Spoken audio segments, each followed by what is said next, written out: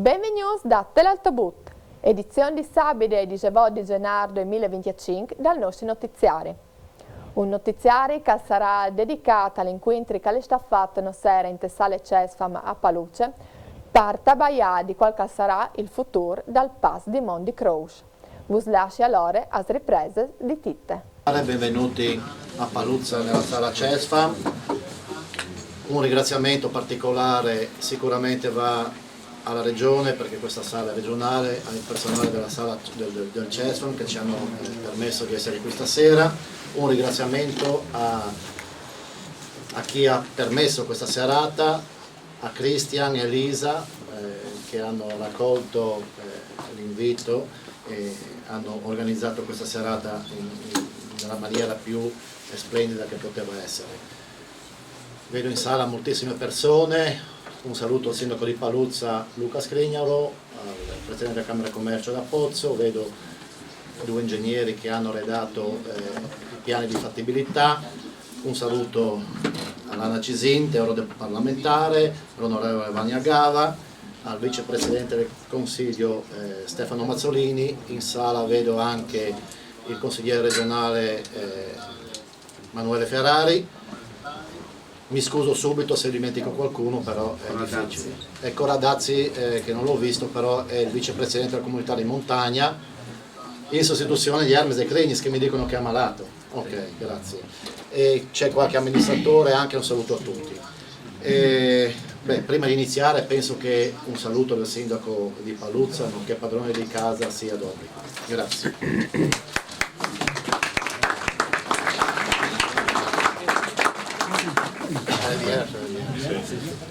Buonasera a tutti e a tutte, un ringraziamento anche da parte mia, un benvenuto all'onorevole Cisinta, alla viceministra Gava, al vicepresidente del Consiglio regionale Mazzolini, che ringrazio per essere qua e per aver voluto affrontare qui a Paluzza il tema dello sviluppo, insomma, del territorio, in un comune che ha sofferto come gli altri sicuramente, ma insomma per questione territoriale proprio della chiusura obbligata del passo di Montecroce Carnico proprio nell'anno passato.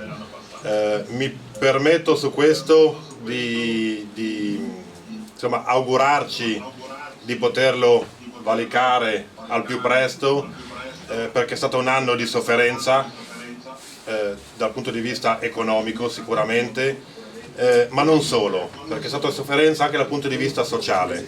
In una vallata che era abituata a sentir parlare lingue diverse, a vedere targhe diverse, quest'estate, per quanto insomma la frequentazione ci sia stata e sia stata importante, non aver sentito parlare quelle lingue è stato uno shock che ha lasciato un po' di amarezza in noi e di debolezza, di senso di frustrazione in qualche modo, per cui riuscire a ripassare quel valico al più presto è questione veramente di vita, è questione fondamentale, ed è questione fondamentale quella di riuscire a sconfinare con la garanzia di poterlo fare da qui in poi. Quel valico è un valico che è superato da millenni e che deve continuare ad essere superato senza avere il timore di poterci ritrovare nelle condizioni in cui ci siamo ritrovati quest'anno. Non era la prima volta che accadeva, per un tempo così lungo a nostra memoria sì. Eravamo già a conoscenza del fatto che quella montagna fosse una montagna che metteva a rischio il passaggio. Proprio per questo già nel 2020 si propose una possibilità di percorrere una strada diversa per passare dall'altra parte del confine. Nel 2024 abbiamo avuto la riprova che quella preoccupazione del 2020 è una preoccupazione fondata. Ora questa è anche un'opportunità, ed è evidente che dai momenti di difficoltà le opportunità bisogna cogliere. Può essere un'opportunità il traforo, può essere un'opportunità la soluzione che troviamo. Io credo che però ci sia il tema dell'urgenza e quindi ci sia l'obbligo da parte delle istituzioni di riconoscere la difficoltà che abbiamo vissuto, di riconoscere l'unica cosa certa che abbiamo capito da chi ha studiato quella montagna negli anni e in particolar modo in quest'anno, che è quella che quella strada lì continuerà ad essere pericolosa anche, o comunque continuerà pericolosa forse no per le installazioni che verranno fatte, ma continuerà ad essere a rischio chiusura anche una volta che sarà riaperta. Per cui il tema dell'urgenza è il tema fondamentale che pensiamo esista. Poi ci possono essere soluzioni più strategiche, soluzioni che rispondono a delle esigenze più o meno, ma il tema di trovare immediatamente una soluzione e cominciare a percorrere una via è fondamentale. In questa vallata qua si parla di soluzioni da 60 anni. Io penso che se quest'anno abbiamo sostenuto in qualche modo, e penso alle attività economiche e commerciali in particolar modo, delle perdite che per un anno in qualche modo si sono superate, il replicarsi di questa situazione potrebbe essere davvero significativo.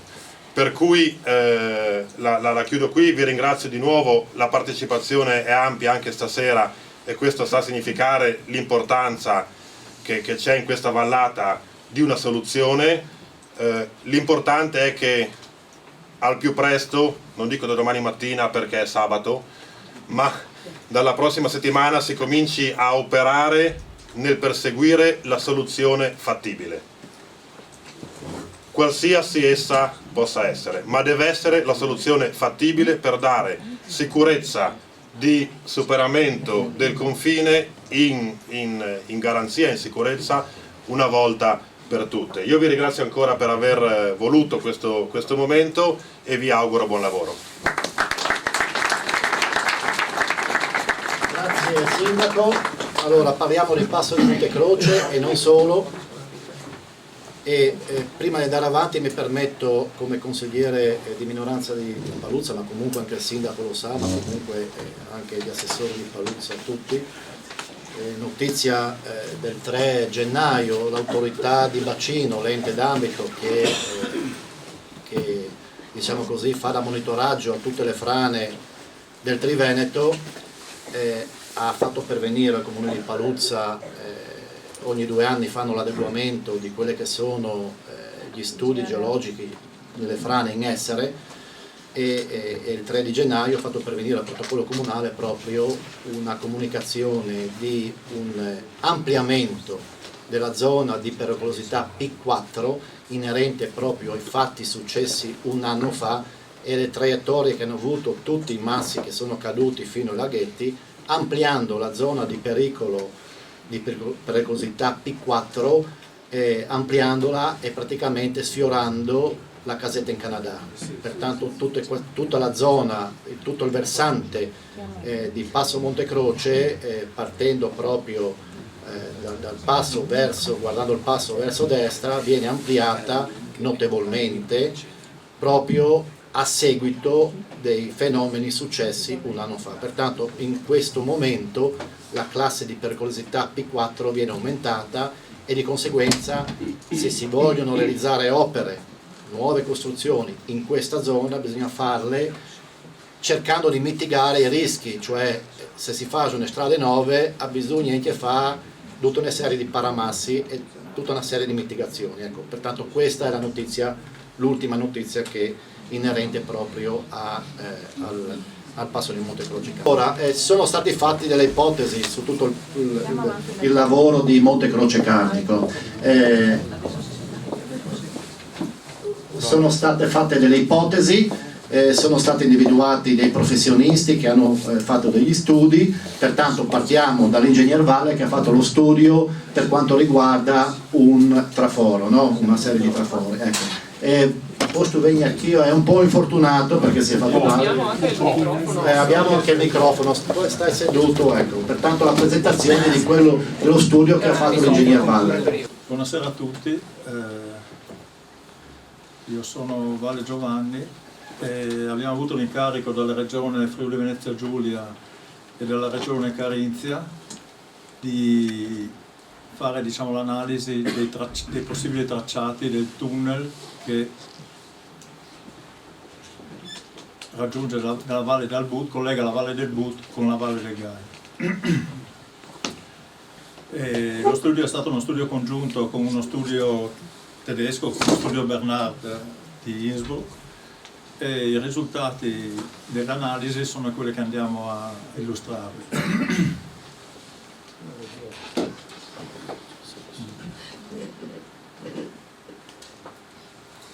Diciamo l'area che è interessata è l'area delle Alpi Carniche, praticamente delle regioni che sono ubicate a ridosso della catena carnica. L'area interessata quindi comprende la Carnia e la Val Canale e Canale del Ferro e le regioni del sud dell'Austria, la Carinzia orientale, lo Tirol, il Tirolo, il Basso Salisburghese e tutta la Val Pusteria. È una regione che dista, diciamo, meno all'incirca 100 km dal passo di Monte Croce Carnico, ed è quella regione che è collegata da oltre, diciamo, corrisponde a quella regione che era stata collegata, che da 2000 anni è collegata dalla via Iulia Augusta e delle strade che sono state poi realizzate. È una regione che, diciamo, una via che partiva da Aquileia, quindi collegava il Friuli, la parte slava, la Jugoslavia, l'Istria, con la Carnia e con l'Austria e con la Val Pusteria e con il Tirolo, soprattutto con Innsbruck. Anche oggi, diciamo, questa strada continua ad essere, assieme ai percorsi, diciamo, che ci sono in Carnia della Val Degano, la via più breve tra Udine, Trieste, la nostra zona Tolmezzo e Innsbruck, tant'è che viene utilizzata abbastanza intensamente sia per traffico leggero che alcuni traffici pesanti. E la regione, diciamo, questa regione qua comprende circa 300.000 abitanti.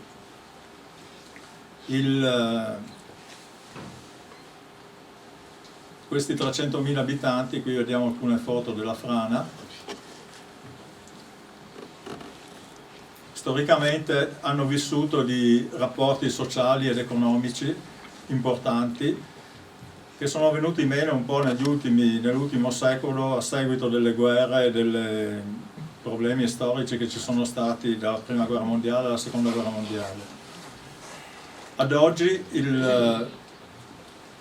il problema, diciamo, di ricreare un rapporto, diciamo, sociale ed economico con questi paesi è, a nostro parere, impedito, diciamo, da una viabilità che per anni è stata, tra virgolette, trascurata o non è stata aggiornata. In particolare la viabilità del passo di Monte Croce Carnico, che vive, diciamo, le problematiche che ha vissuto questi anni, ma che sono problematiche che ci sono sempre state. In questa ottica, diciamo, noi cerchiamo di proporre la realizzazione di un tunnel. Perché un tunnel? Perché dal punto di vista ambientale, dal punto di vista degli indirizzi che vengono dati dalla Comunità Europea, è la soluzione, diciamo, ideale per risolvere problematiche di questo tipo e di viabilità di montagna.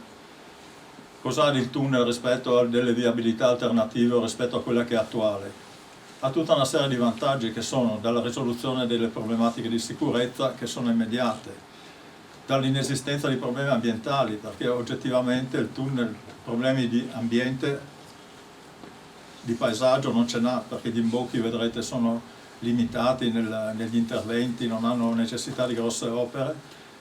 Riduce, diciamo, elimina tutta una serie di emissioni che sono prodotte dagli autoveicoli, che chiaramente, salendo a quote elevate, sono costretti a consumare benzina, a consumare CO2, a produrre CO2, a produrre rumore, a produrre tutta una serie di elementi inquinanti che il tunnel non ha. c'è anche un principio, noi che siamo di montagna, di cercare di non portare le macchine in montagna, non ha senso portare le macchine in quota. La gente va con scopi turistici, con le biciclette, a piedi, però portare in montagna le auto non ha nessuna logica, secondo noi. Non ultimo, ma sicuramente importante anche quello, è che chiaramente col tunnel il problema invernale non c'è più. Qui tutte le soluzioni che si possono inventare di strade nuove, vecchie, una cosa l'altra, il problema della neve rimane, le pendenze rimangono, la necessità, i costi dello sgombero neve, ma anche il rischio dovuto al transito dei veicoli sulle strade innevate rimane. Poi c'è la tortuosità, chiaramente qui ci sono, non so, da Timau a Mauten ci sono 26 tornanti, ci sono pendenze anche del 16%, comunque sia la soluzione sui versanti, rimangono quelle che sono attualmente. Quindi il tunnel elimina questi problemi e non da ultimo, chiaramente riduce i tempi di percorrenza in maniera drastica, perché il tunnel riduce i tempi di percorrenza di circa mezz'ora, in questo caso, nel caso del tunnel basso o del tunnel alto. Per cui noi siamo con questi indirizzi che poi andremo anche ad approfondire, abbiamo cercato assieme allo studio Bernard di trovare, la prima cosa che abbiamo fatto chiaramente è diciamo di andare a trovare a studiare le soluzioni che già erano state fatte, che non sono poche, perché ci sono progetti preliminari, studi, aggiornamenti degli studi, ci sono un sacco di cose. Prima volevo anche, rispetto al nostro territorio, un attimo far vedere questa tabella, nella quale diciamo, fa un'analisi sul territorio che prima abbiamo individuato della Bassa Austria, dell'Alto Adige e della Carnia, di quello che è l'andamento della popolazione, che è il primo indice diciamo, delle capacità di sviluppo e di crescita di un territorio. Allora, se vedete, in Carnia negli ultimi 20 anni la popolazione è calata dell'11%, gli ultimi 10 dell'8%, con trend che sono drammatici anche per i prossimi anni. La stessa provincia di Udine ha subito dei cali e continua a crescere nel suo calo. La stessa cosa e le stesse percentuali sono vissute nella valle del Gail, nel distretto di Ermago, praticamente le stesse percentuali di riduzione della popolazione della Carnia. La Carinzia più o meno è stabile. Se vedete le altre regioni intorno, che sono a noi vicine, perché diciamo le province di Bolzano e Trento, di Tirolo, sono a 80 km, 70 km dal passo di Monte Croce. Se vedete, sono tutte, gli ultimi 20 anni hanno avuto delle crescite enormi, delle crescite importanti, e seppur in misura minore continuano a crescere anche attualmente. Un'analisi che può essere condotta, che non è limitativa, però sicuramente in queste aree diciamo, la viabilità è più efficace, più efficiente, più rapida rispetto a quella che noi abbiamo in Carnia, dove di fatto la struttura della viabilità è stata fatta, diciamo, le opere principali sono state fatte quasi 100 anni fa, perché tutte le strade nostre hanno una vita di più o meno 100 anni, a parte anche tanti interventi che sono stati fatti successivamente, però l'asse, la progettazione, il principio di funzionamento risale a oltre 100 anni fa. Quindi noi diciamo che un collegamento veloce, sicuro, è sempre stato una garanzia della possibilità di far crescere un territorio. Diciamo l'obiettivo di far crescere e di migliorare la viabilità non è chiaramente quello di portare su queste strade una viabilità di tipo di lunga percorrenza, che comunque viene coperta dalle ferrovie, viene coperta dall'autostrada che c'è già, e sicuramente per andare da Monaco a Trieste la gente non va per la valle di Kitzbühel o a fare il traforo dei Tauri. Se ha bisogno di andare a Trieste prende l'autostrada o prende l'aereo, non è che venga a fare il tunnel di Monte Croce Carnico. L'obiettivo del tunnel è quello di crescere i rapporti tra le popolazioni delle regioni che prima vi ho indicato, e quindi far crescere anche in termini di traffico, fare una crescita del traffico che sia distribuita su tutto l'anno e che non sia concentrata nei periodi turistici.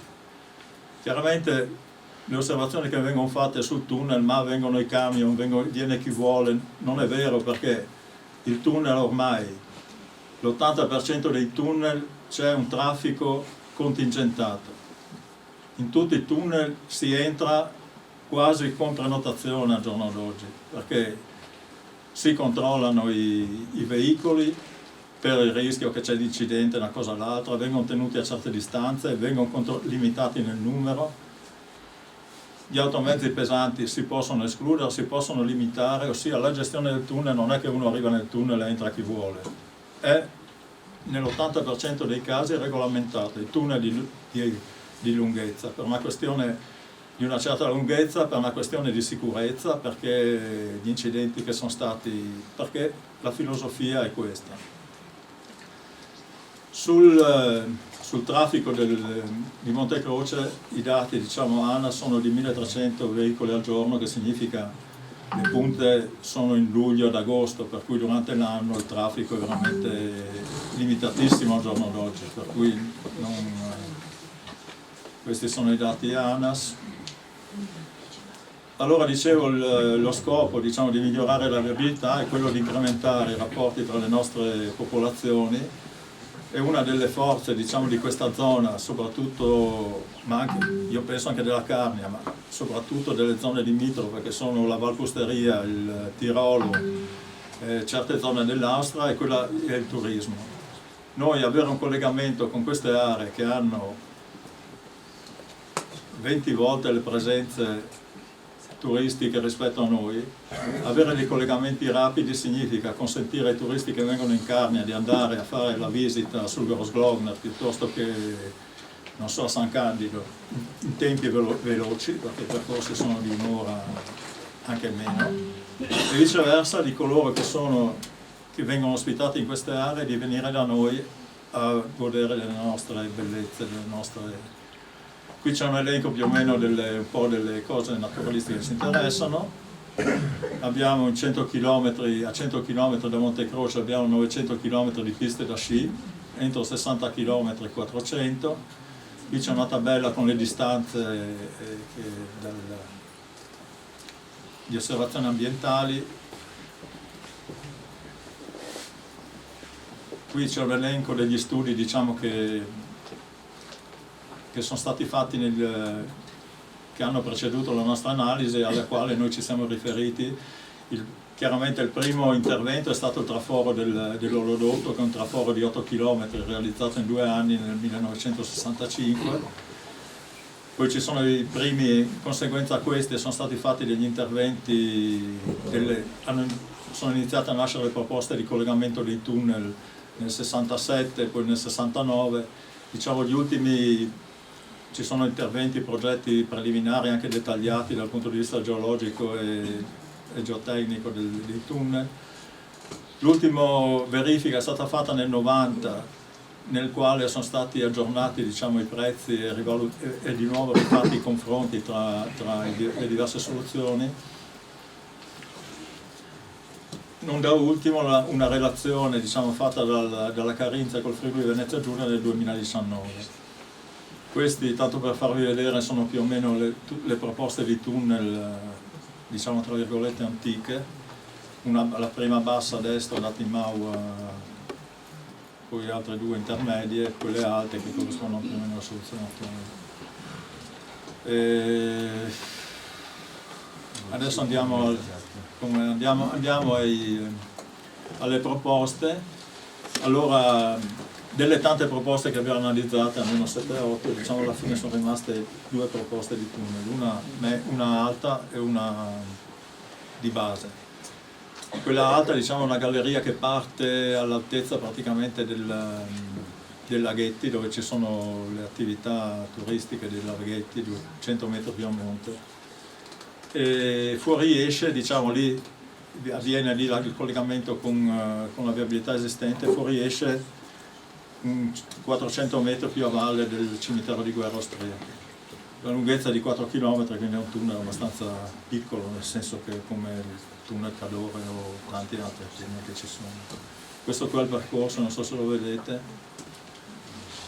l'imbocco praticamente è sopra gli edifici dei laghetti, del centro turistico dei laghetti, e l'uscita è sotto, si passa sotto il cimitero, un 400 metri più avanti, più a valle del cimitero. Questo è diciamo lo studio dell'imbocco, sempre lì nei laghetti, vedete c'è una rotatoria tutta scoperta, l'imbocco è appena più a monte, c'è il raccordo con la viabilità esistente. Poi vedete il tunnel principale e il tunnel di emergenza di sicurezza. Questa qui più o meno è la sezione, che è la tipica sezione qui c'era un filmato che però non ci funziona, comunque è più o meno la foto aerea dell'imbocco. E questa è l'uscita della parte austriaca, purtroppo il filmato non c'è, che era anche da vedere. Qui è stata fatta un'analisi dei vantaggi di questo tunnel, chiaramente con il tunnel si elimina completamente il pericolo di caduta massi su tutta l'area sottesa, quindi dai laghetti fino al cimitero di guerra, che è la zona più rischiosa. Si elimina anche si eliminano le pendenze maggiori, quindi si toglie il rischio neve o queste cose qua, si riducono i tempi di percorrenza, si riducono i consumi delle auto di gasolio, quindi si riducono le emissioni di ossidi di azoto e si riduce anche il consumo di CO2, che è uno degli obiettivi principali di quelle che sono le politiche ambientali della Comunità Europea.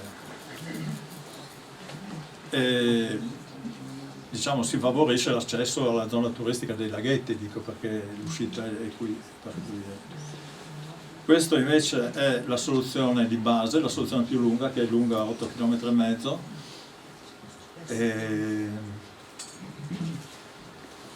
Diciamo il tracciato si entra rispetto alle soluzioni anche storiche, diciamo si entra prima di Timau in corrispondenza a Casal di Sega e si esce a valle di Wurmla, collegandoci con la statale austriaca in corrispondenza del paese di, non mi ricordo sì.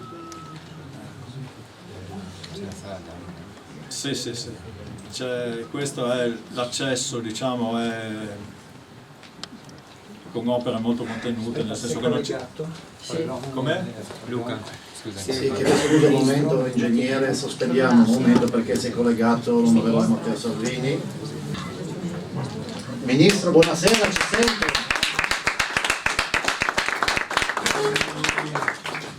Buonasera. Buonasera a tutti, io vi sento, voi mi sentite? Sì, abbastanza bene. Prego. Grazie, sono a Roma, ahimè, e non in Carnia come avrei assolutamente preferito, primo per parlare della strada e della galleria, secondo per mangiarmi un po' di frico e cervo che la Vania, la Anna e lo Stefano mi hanno mandato in foto, però penso che possa arrivarmi a Roma in settimana un po' di questa bontà. Sono a Roma perché ovviamente dal punto di vista delle opere pubbliche un ministro dei trasporti non ha venerdì, non ha domeniche, non ha mattine, non ha sera, è stata una settimana complicata, ma andiamo a risolvere buona parte dei problemi che abbiamo trovato. Ricordo quando venni a Paluzza, innanzitutto fatemi dire grazie a voi, alla Lega di Paluzza, a Stefano, a Vania, ad Anna, ma soprattutto ai cittadini, perché è un venerdì sera, la fine di una settimana di lavoro, invece di stare tranquillamente, comodamente a casa, avere voglia di uscire di casa per parlare del futuro della comunità è qualcosa che mi dice che il nostro lavoro ha un senso. Innanzitutto l'impegno a riaprire entro marzo la strada interrotta grazie al lavoro sia di ANAS che di Regione Friuli Venezia Giulia e grazie ai soldi messi a disposizione dal Ministero e da Friuli Venezia Giulia, però ovviamente visto che i problemi sono ripetuti ricordo l'impegno preso e i tecnici hanno altrettanto impegno per valutare progettazione, fattibilità, costi e tempistica per risolvere una volta per tutte i problemi della viabilità, dell'accesso, del commercio e del turismo, parlando del tunnel di cui immagino l'ingegnere che mi ha preceduto possa dare molti più elementi. Quindi non mi piace promettere quello che non è solo nella mia disponibilità, però in questi 2 anni di governo penso che vi siate resi conto che quello che qualcuno diceva fosse impossibile, con un po' di testa dura, con un po' di coraggio, con una bella squadra e con tanta volontà, sta andando avanti. Ci dicevano che era impossibile mantenere il rispetto dei tempi e degli impegni per le Olimpiadi invernali che arriveranno sulle Dolomiti fra poco più di un anno, febbraio 2026, e invece se voi domani andaste sulle montagne venete a Cortina piuttosto che in Lombardia, a Trento piuttosto che a Bolzano, i lavori stanno correndo in alcuni casi anzi in anticipo, e le nostre montagne fra un anno verranno viste da 3 miliardi di persone nel mondo, con tutto quello che ne comporterà di turismo e di ricchezza. Ebbene, anche l'Alto Friuli penso che meriti, visto che pagate le tasse come le pagano tutti gli altri, anzi magari ne pagate anche un po' di più voi rispetto a qualcun altro, ecco, approfondire un tema di cui si parla da decenni, che permetta di connettere 2 comunità, 2 popoli, 2 paesi, 2 economie, 2 culture, è qualcosa che al Ministero assolutamente ha orecchie attente. Peraltro con lo Stefano Mazzolini stiamo ragionando anche di impianti di risalita, di ciclovie, di piste da sci, di baite, di vita in montagna. Ringrazio Bagnagava per il suo lavoro, perché è vice ministro all'ambiente, ma non di quell'ambientalismo ottuso. È fondamentale la convivenza fra uomo e animale, però la vita dell'uomo e il lavoro dell'uomo viene prima di tutto e di tutti.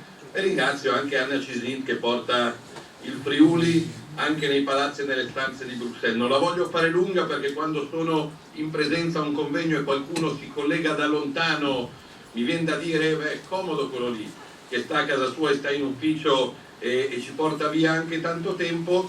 Da vicepresidente del Consiglio, da segretario della Lega, ringrazio la Lega di Palussa, ma soprattutto da ministro dei trasporti, visto che lì ci sono sindaci, amministratori locali, imprenditori di tante zone, di tante idee politiche, un tunnel.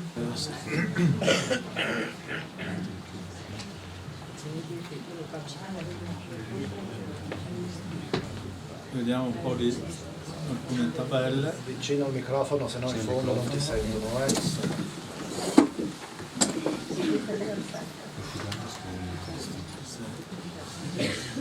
Diciamo questo è l'imbocco da Casale Sega. Andiamo avanti. Questo è l'imbocco in Austria. Qui poi abbiamo indicato la variante panoramica, ossia questa strada che dovrebbe venire costruita sul versante della montagna. E i dati sono circa, dovrebbe essere lunga, avere un percorso di circa 6.500 metri.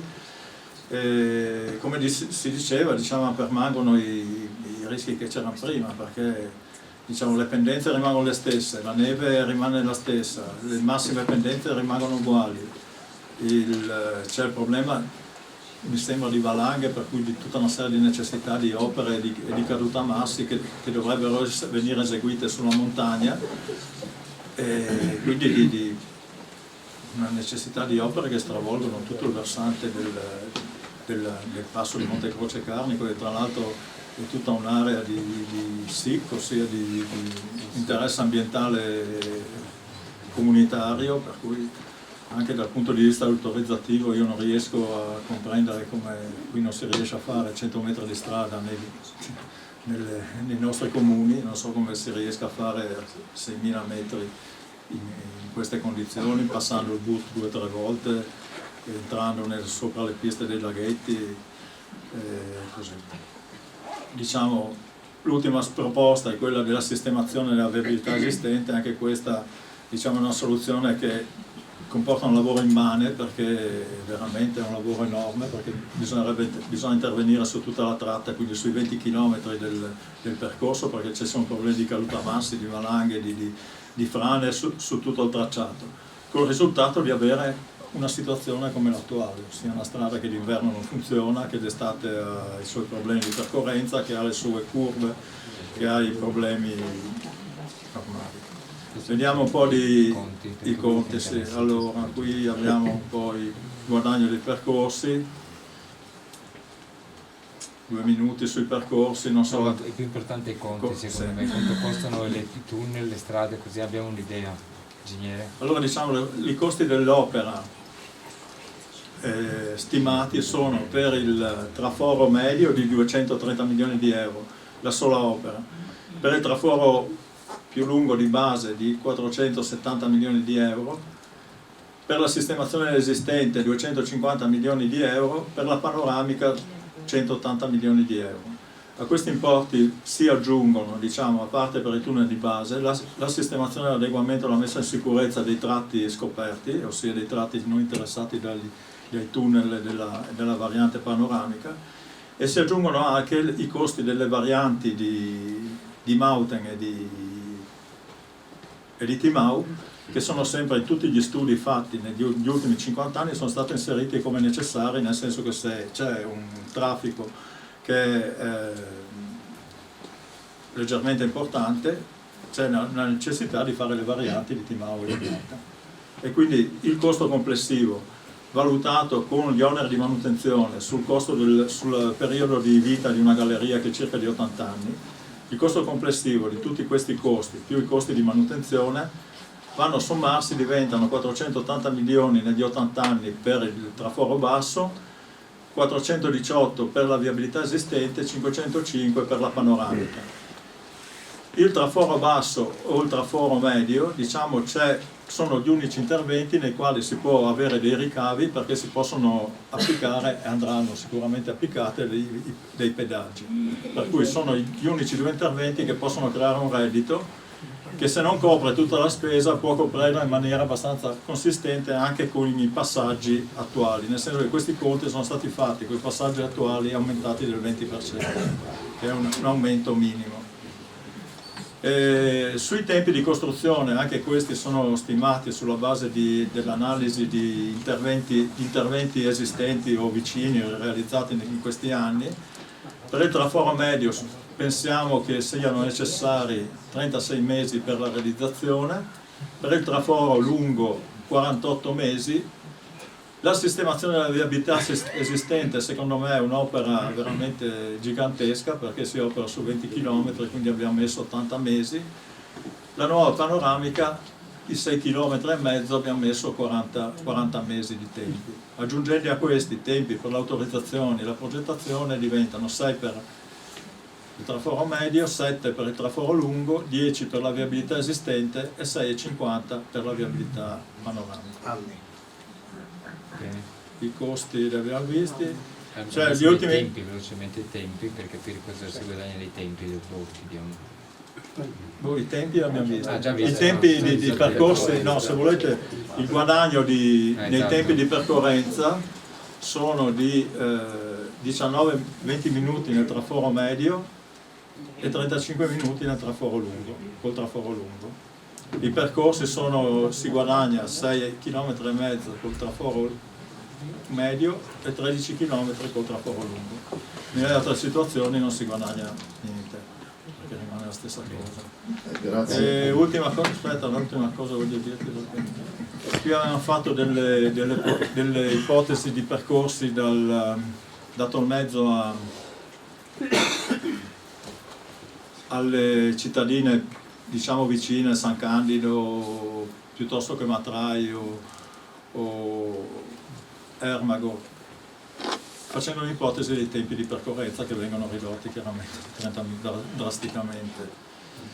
L'intervento dei trafori consente anche, come chiesto dalla Comunità Europea, la progettazione di interventi di intermodalità. Noi abbiamo la ferrovia a Betraugo, una ferrovia chiusa a Mauten, nuova, appena fatta, una ferrovia ferma Tolmezzo-Carnia, diciamo, realizzare il traforo, ossia consentirebbe, al di là di fare senza fare ferrovie, mettere degli autobus elettrici o qualcosa del genere che partono da Carnia, vanno a Verdravo e consentono di raccordare le due ferrovie.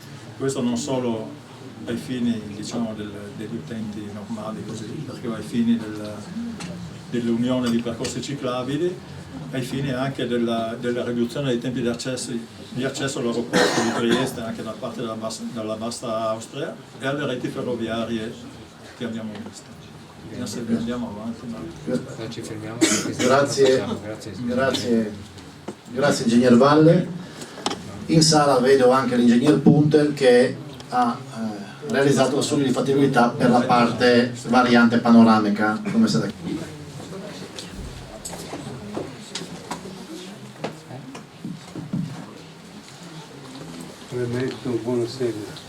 Premetto che il progetto di variante che io ho predisposto è stato predisposto nel 2018 e quindi prima che succedesse, perché diciamo intravedevamo le problematiche che c'erano e avevamo proposto. Io personalmente non è che sia contrario, pur avendo predisposto la variante sul lato opposto, non sono contrario a una soluzione del traforo. Nel 2018 la Regione Carinzia aveva fatto predisporre da uno studio un approfondimento sulle soluzioni possibili per il passo e da questi risultava che la Carinzia era proceduta con i lavori di sistemazione della strada, mentre il Friuli Venezia Giulia e quindi l'ANAS in questo caso non aveva fatto niente. Ci eravamo incontrati con quelli dello studio, avevamo predisposto questa variante, guarda caso dopo 5 anni succede quello che succede. Ecco, quindi possiamo dire questo, che a suo tempo noi abbiamo predisposto questa variante perché erano questi gli obiettivi che la Regione si era data con un protocollo firmato a suo tempo dalla Serracchiani e dalla struttura amministrativa della Carinzia. Quindi, e poi bisogna anche dire questo, cioè che la variante nasceva con questi presupposti e quindi è rimasta così anche successivamente al crollo che è avvenuto. Che cosa posso dire come progettista? Per me è importante come abitante di questa zona, per me è importante che la porta che porta dall'altra parte sia una porta che funzioni tutto l'anno, che ci sia continuità, che sia consentita a tutti i mezzi e che sia sicura, cosa che non è avvenuta in tutti questi anni. Quindi personalmente, se si trovano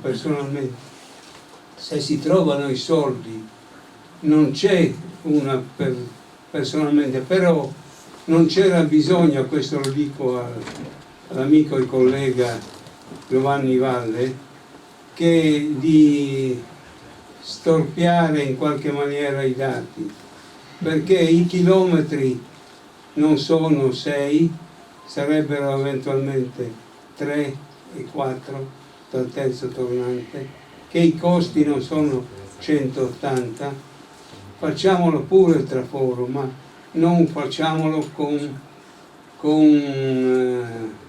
barando sui dati. Tutto qua. Grazie ingegnere. Prima di andare avanti mi permetto di salutare, scusi la dimenticanza, il rappresentante austriaco che ci ha raggiunti come è il solito fare. Grazie. Adesso la parola, adesso abbiamo ascoltato la parte tecnica, già salutato. La parte tecnica, adesso partiamo con la parte politica. La parola al vicepresidente del Consiglio regionale Stefano Mazzolini.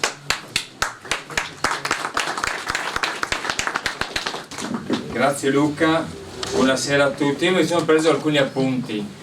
Innanzitutto voglio scusarmi perché il 3 dicembre non c'ero. A chi ha organizzato quell'incontro il 3 dicembre gli era stato detto in maniera esplicita che io ero all'estero per questioni istituzionali e di non organizzare nulla fino al 3 dicembre. Io sono tornato il 4, quindi non ho potuto essere presente all'incontro organizzato 2 mesi fa. Ci tenevo a dirlo, ci tenevo anche a scusarmi e spiegarvi perché non ero presente. Perché sarei stato presente, Cristian Lugo, ti ringrazio per aver organizzato la serata insieme all'amica Lisa. Tante cose sono state dette sui giornali e tante cose sbagliate si sono anche lette. Guardate, quando è caduto il primo masso, anzi quando è caduta mezza montagna dal Monte Croce sul passaggio e sulla strada, Sindaco ti ringrazio anche per l'intervento chiarissimo perché bisogna trovare una soluzione, ma quando è crollata la montagna né io né il Presidente della Regione volevamo che crollasse la montagna, che sia chiaro, prima cosa, e ci tengo a precisare questo passaggio. Seconda cosa, ringrazio Vania Gavel, il Vice Ministro, che subito mi ha organizzato un incontro con Matteo Salvini, il Ministro competente alla viabilità del nostro Paese Italia, e ho chiesto, quando sono andato a Roma subito dopo, i denari per poter mettere in sicurezza e riaprire con urgenza il collegamento tra Friuli, Venezia Giulia e Carinzia. Dopodiché abbiamo aggiunto 10 milioni come Friuli Venezia Giulia grazie al Presidente Federica. I lavori, che io chiamo a volte anche dei rattoppi, anche se dei lavori di sicurezza sicuramente, sono costati e costeranno 20 milioni di euro. Quindi quando qualcuno dice che io non volevo che la strada venisse riaperta, non è vero o falso, perché il giorno dopo sono andato a Roma a chiedere i soldi e subito i soldi sono arrivati. Subito Salvini ha dato risposta, subito la Regione ha dato risposta. Allora su questo voglio chiarezza. E io non è che sono qua a fare polemica, ma voglio spiegare i passaggi che ci sono stati. Oggi poi si parla di alcune date, io evito di dare date di apertura perché guardate, le strade vanno aperte in sicurezza. Noi dobbiamo garantire, come diceva anche l'ingegnere e gli ingegneri, noi dobbiamo garantire sicurezza sulla viabilità. Dovevano aprire l'altro sabato, forse ci sono state veramente delle temperature fredde che non permettevano di preparare il manto stradale per poi poter aprire la strada. Quindi ci sono dei problemi oggettivi. Poi chi è salito sopra sul percorso sulla strada di Monte Croce, che già nel periodo della prima guerra si saliva e ci si arrampicava su per la montagna, ci siamo resi conto che il problema è molto grande. Detto questo e detto che lavoriamo per aprire con urgenza il Monte Croce e il collegamento, che è fondamentale però avere anche il coraggio di lavorare in prospettiva futura per migliorare i collegamenti e le viabilità della nostra regione e soprattutto dell'Alto Friuli. Non abbiamo, come diceva Vedo Cordazzi, vicepresidente della comunità di montagna, non c'è solo la Val del But, è giusto, continuiamo a finanziare e sostenere il miglioramento di viabilità della Val Tagliamento, della Val Degano e di tutto il Friuli in genere. Poi ci sono tanti cantieri in giro, tanti semafori e ci sono anche molti disagi, è vero. Però ci sono due possibilità: o facciamo i lavori o non li facciamo. Li facciamo, però bisogna trovare i tempi, e capisco il disagio di chi frequenta come me, come voi, questa viabilità. Ogni tanto chiaramente non c'è quella pazienza sempre e ci chiediamo anche magari dove sono le persone che devono lavorare, perché in certi casi ci sono stati dei problemi anche con le aziende che l'ANAS ha individuato e che ringrazio, che la Regione ha individuato, però a volte ci sono dei percorsi che noi non possiamo prevedere, come quando una ditta perde un percorso fallendo nel percorso e quindi non dà garanzia. Quindi capisco i disagi, ma i lavori vanno fatti. Io mi sono segnato tantissime cose, ma non dirò tutto sicuramente perché poi dimentico, perché anche il tempo è stretto. Io vorrei tanto sentire il vice ministro, l'europarlamentare Cisin. Abbiamo poi anche un video di saluto dell'europarlamentare dell'FPÖ Carinziano, così facciamo chiarezza anche su questo. In Carinzia, in Austria, abbiamo vinto le elezioni, l'FPÖ ha vinto con una percentuale incredibile, importante, e tra poco ci sarà il governo austriaco, un nuovo governo che ha già detto che se dobbiamo scegliere una soluzione, loro sosterranno qualunque soluzione si sceglierà, quello che ha detto il tuo sindaco, perché quello che è importante nella prospettiva futura è di guardare lontano, guardare l'orizzonte e lo sviluppo del territorio. L'ingegnere ha fatto alcuni passaggi. Che spopolamento stiamo vivendo in queste vallate, anche perché la viabilità è quella che conosciamo. La viabilità va migliorata, dobbiamo avere coraggio di farlo. E guardate, quando ho deciso di fare questa battaglia potevamo semplicemente con Vania Gava decidere di stanziare, come abbiamo fatto, i soldi per riaprire la strada e poi lasciare stare. Era più facile. E invece abbiamo deciso che bisogna finalmente avere il coraggio di guardare lontano, in prospettiva futura, perché ha deciso di vivere in questo territorio. Per chi vive e vorrà continuare a vivere, magari a venire in questo territorio, a lavorarci e a credere in quello che stiamo facendo, noi lavoriamo anche per quello. Magari io da vicepresidente non riuscirò a vedere fisicamente come vicepresidente, non come persona, perché il mandato durerà circa 3 anni, quindi 3 anni non bastano, però abbiamo iniziato un percorso importante, un dialogo con l'Austria, la quale, soprattutto la Valle del Gaital, che io poi conosco bene, perché ho anche la fortuna magari di riuscire a parlare insieme a loro la stessa lingua. La Valle del Gaital, i sindaci sono tutti favorevoli, la politica era un momento titubante, hanno cominciato a capire che il futuro passa tramite la viabilità. E mentre correvano le immagini, ho visto il tunnel disegnato un camion e una macchina, qualcuno ha fatto le foto. Non sbagliatevi, perché ci sarà il divieto per il traffico dei mezzi pesanti. Il tunnel sarà a pagamento se riusciremo a fare questo tunnel. Ringrazio anche la Camera di Commercio presente con D'Apozzo, perché è importante, perché l'economia regionale vuole lo sviluppo, non solo noi ma tutta la regione, e quindi bisogna avere coraggio anche di individuare quali sono le alternative.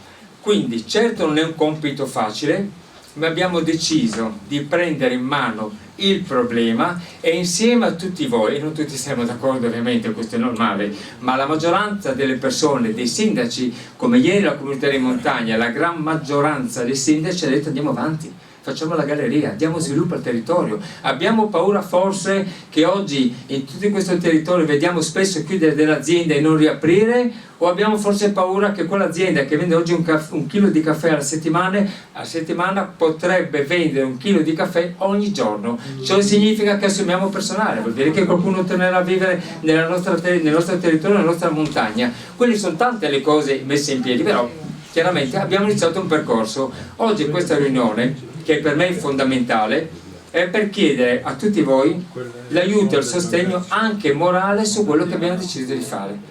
La strada riaprirà, guardate, il prossimo sabato facciamo un sopralluogo con gli austriaci e poi della regione Friuli Venezia Giulia per capire se c'è la possibilità già di aprire.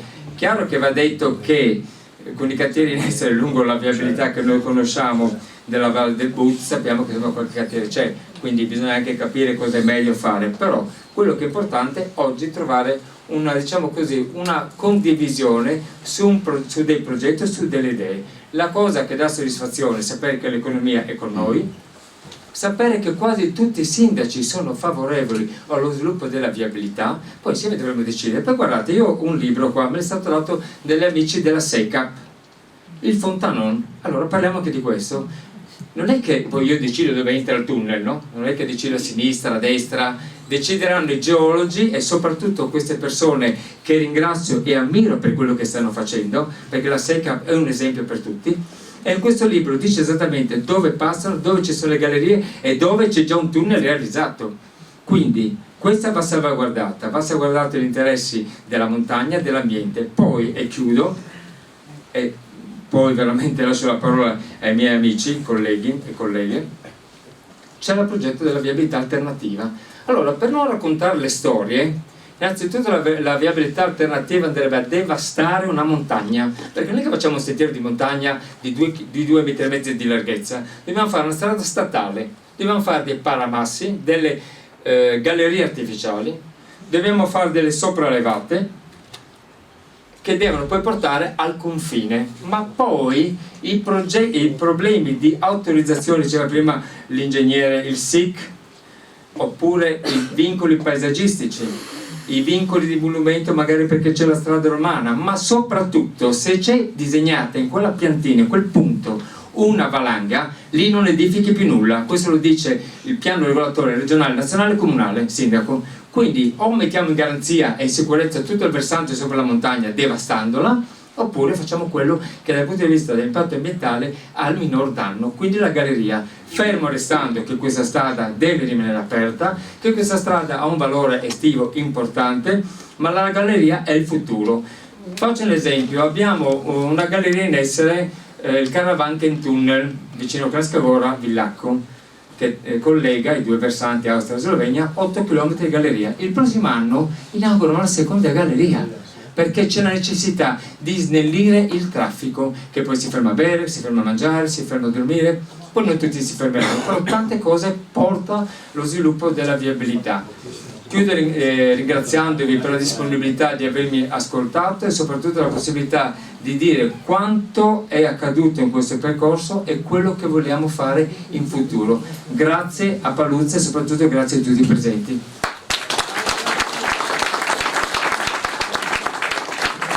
Sarò breve, disse. Grazie al vicepresidente Stefano Mazzolini ed ora la parola all'onorevole Vania Galla, vice ministro dell'ambiente e della sicurezza energetica. Grazie, buonasera a tutti, che piacere essere qua. Ringrazio anch'io dell'invito, ma soprattutto della straordinaria organizzazione, alla sezione di Paluzza e quindi a Cristian, a Lisa, a Luca. E soprattutto saluto e ringrazio anche la mia collega Anna Cisinte e Stefano Mazzolini. Stefano Mazzolini l'ho già detto anche prima a Tolmezzo. Lo devo ringraziare per lo straordinario lavoro che fa tutti i giorni sul territorio, in ascolto, proprio una sentinella sul territorio che ascolta e riporta i problemi, perché se vi faccio vedere il mio telefono io credo di avere 8 messaggi al giorno di Stefano Mazzolini che ha un problema da qualche parte, però davvero mi piace condividere, anche perché siamo una bellissima squadra e come vedete non è una squadra che mostra la faccia solo in campagna elettorale, questa è una squadra che si rivolge ai territori quando ci sono i problemi e quando li dobbiamo risolvere. E quindi mi ricordo di Stefano l'anno scorso, nel 2023, quando mi chiamò appunto per il problema della frana e abbiamo agito subito insieme, andando dal Ministro delle Infrastrutture, poi coinvolgendo la Regione. Sono partiti i lavori, la prima tranche che è partita a maggio e adesso la seconda è partita a settembre, con il primo lotto, che era quello che riguardava tutta la rimozione dei detriti dalla frana, oltre 1000 metri cubi, quindi immaginate che, come posso dire, importi impattanti e importanti. Adesso il secondo lotto, quello partito a settembre, quello che riguarderà proprio la riapertura della viabilità, indicativamente per marzo. Ovviamente, come ricordava Stefano, dipende anche dalle condizioni climatiche, però anche qui abbiamo agito utilizzando una tecnologia importante, perché lo ricordavo anche prima a Tolmezzo, sono stati messi, parlavo con l'amministratore delegato di ANAS, dei parasassi che sono tra i pochi utilizzati non solo in Italia ma anche a livello europeo, e quindi insomma dovrebbero avere un alto potere contenitivo e ovviamente verrà installato un impianto automatico di monitoraggio per monitorare tutti i movimenti quindi franosi. Questa è un'altra parte importante, ma questa è la parte, come posso dire, è la parte tampone, ma noi non possiamo sempre vivere di parti tamponi o vivere in emergenza.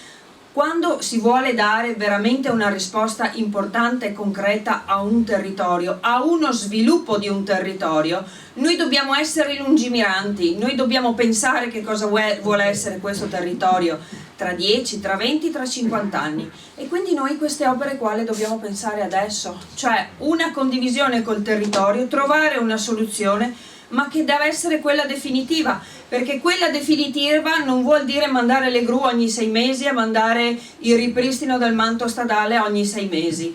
Dobbiamo dare sicurezza per chi vuole vivere questi territori, per chi vuole investire in questi territori. Dobbiamo dare quella sicurezza e quella garanzia che se si vuole portare un investimento per fare turismo in questo territorio lo devono conoscere anche gli altri stati, e quindi la Carinzia, se qualcuno vuole venire di qua.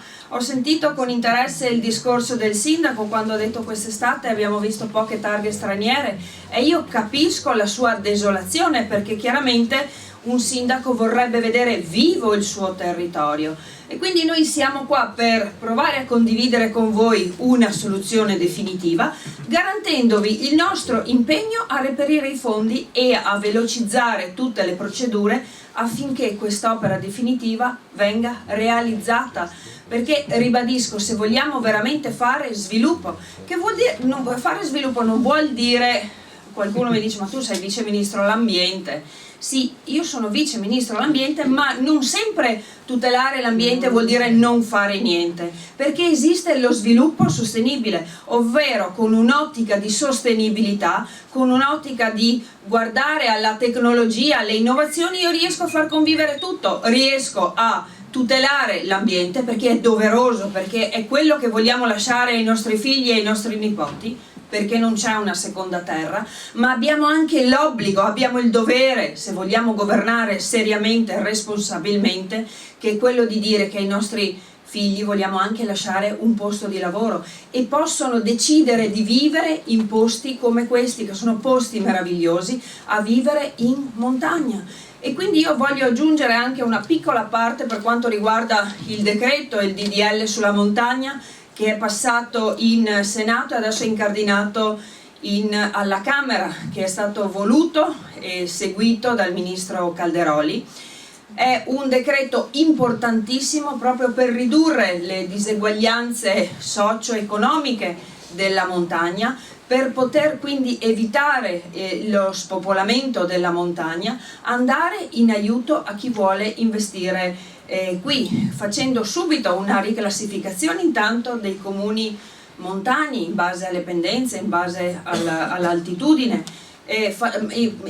creando un fondo ad hoc per la montagna, dando agevolazioni per i giovani che vogliono investire nelle attività turistiche, nelle attività della forestazione, in tutte quelle attività che portano e generano posti di lavoro, degli incentivi per il personale sanitario o per i docenti che vogliono lavorare in montagna, incentivi per chi vuole far lavorare la gente di montagna in smart working.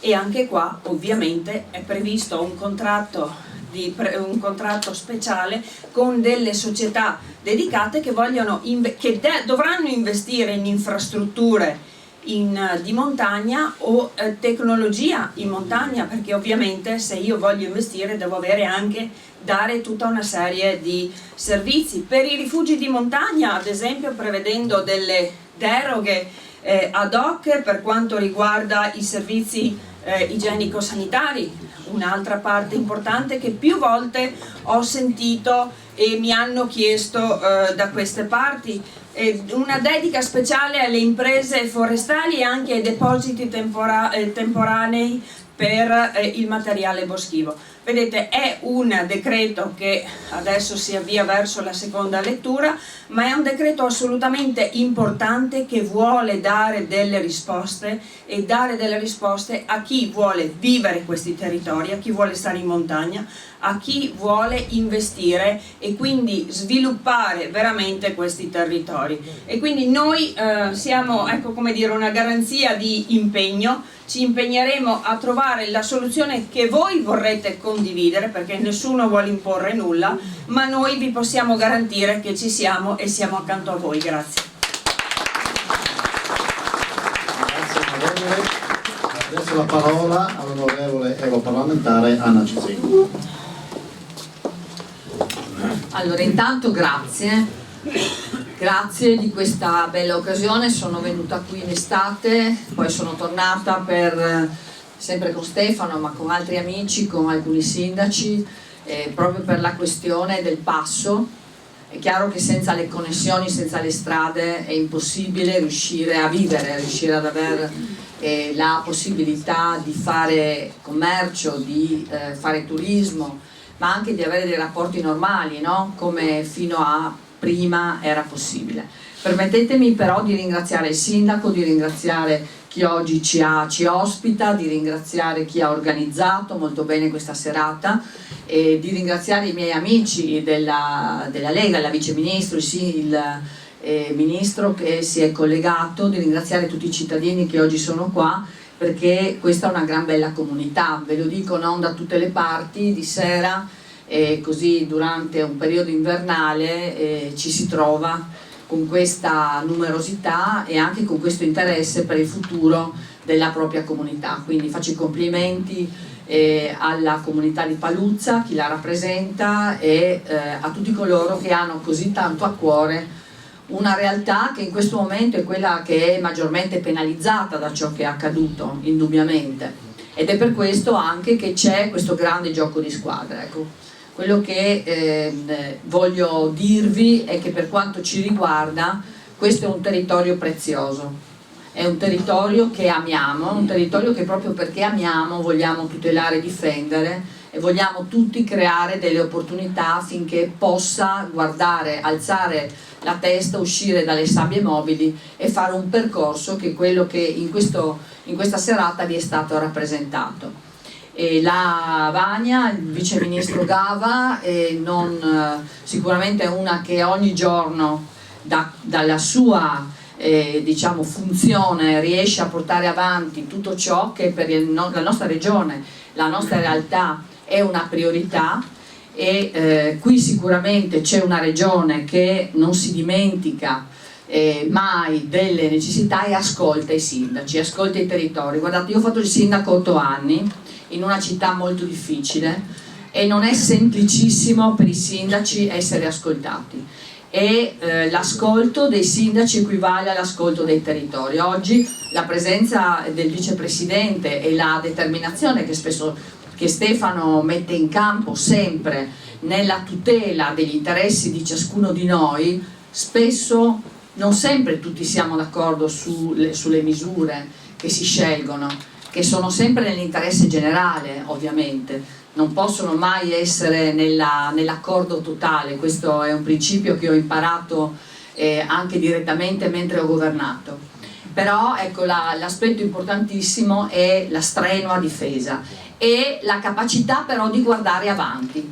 Questa capacità di guardare avanti è essenziale per chi ci amministra, per chi amministra, perché altrimenti i nostri figli non avranno veramente un futuro, veramente le montagne si spopoleranno, veramente i territori difficili non avranno la possibilità di continuare a esistere. Quindi guardare avanti significa determinare le connessioni e le connessioni viabilistiche sono essenziali sempre, in montagna sono determinanti perché ci sono condizioni ambientali che voi conoscete molto bene, diverse e molto penalizzanti. Quindi in questo caso il lavoro che ovviamente con la condivisione del territorio, che è sempre essenziale, è essenziale, la condivisione del territorio è il punto di partenza di ogni scelta e di ogni percorso. La condivisione del territorio significa però sempre avere in mente che ci sono due piatti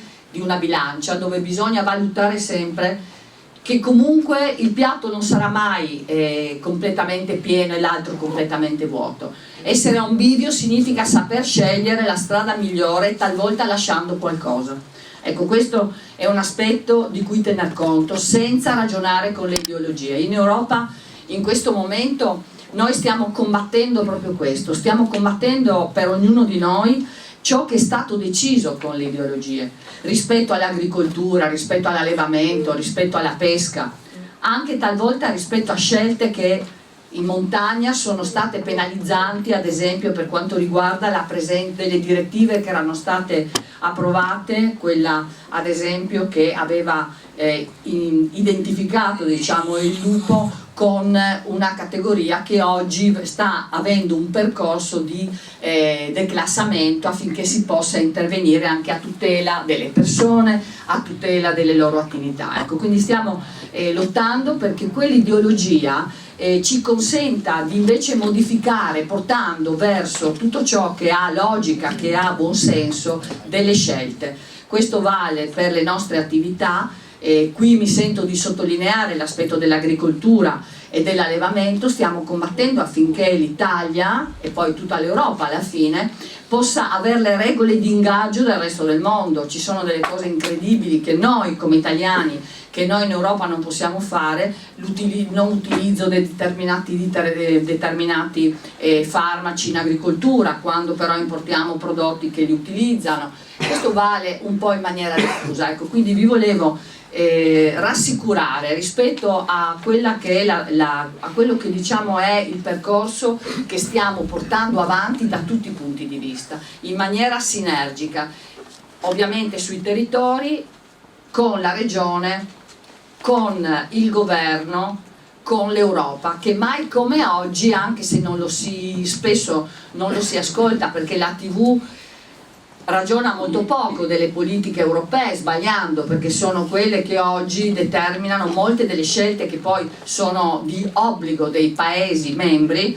Beh, noi stiamo giocando una partita di squadra, che non è solamente politica, mai partitica, perché quando si governa le bandierine ci interessano poco. Conta l'interesse delle persone, conta l'interesse dei cittadini, conta l'interesse della piccola impresa, della media impresa, conta l'interesse futuro del proprio paese, che noi fortemente rappresentiamo oggi in maniera determinata anche in Europa, e ce lo dicono, io prima non c'ero, ma ce lo dicono, che mai come adesso, come in questo Parlamento, la grande presenza dell'Italia si sente, la determinazione a esserci, a dire che siamo forti, che siamo un popolo coeso, che ha una storia che ha dei valori e che quei valori sono complessivi e per quei valori noi ci battiamo, e oggi lo stiamo facendo a tutti i livelli, ma lo facciamo anche in maniera sinergica con le categorie. Questa mattina ho fatto la parte amministrativa che mi compete assieme alle categorie artigiane per la nautica, assieme alle imprese, assieme ai cittadini, perché è una sinergia complessiva, una sinergia di sistema. Quindi complimenti perché ci siete, ma sappiate che noi siamo assolutamente con voi e portiamo avanti ogni giorno gli interessi di tutti noi che sono i nostri. Grazie di vero cuore e buona serata. Adesso sentiamo come la pensa la tua collega carinziana Elisabeth Dieringer, europarlamentare della Carinzia. Herzliches Grüß Gott aus Kärnten. Buonasera a tutti, purtroppo stasera non posso essere presente di persona, ma gli ultimi mesi hanno fatto vedere che quanto è importante avere una strada che collega le nostre due bellissime regioni. Siamo tutti impegnati e ringrazio specialmente Anna e Stefano in questo caso, che ci incontriamo con le persone che ci abitano, con altri politici sia a livello regionale sia a quello europeo, per realizzare qualcosa per il futuro. Un collegamento che è molto importante per tutti i diversi fatti nella vita, cioè per il turismo, per l'economia, per qualsiasi altra cosa. E infatti adesso stasera qualcosa di speciale che ha invitato Stefano, ha organizzato questo incontro che andrà avanti anche nei prossimi giorni, nei prossimi mesi, che alla fine verrà fuori veramente qualcosa di straordinario. Parliamo di diversi progetti che sono presentati, però abbiamo bisogno di qualcosa che veramente ha un futuro, che costerà, questo lo sappiamo tutti, ma ci impegniamo a trovare una soluzione perfetta, e per questo il mio impegno c'è insieme a tutti i miei colleghi anche della FPÖ. Per stasera vi auguro una bellissima serata und ich freue mich auf die nächsten Treffen. Bis bald!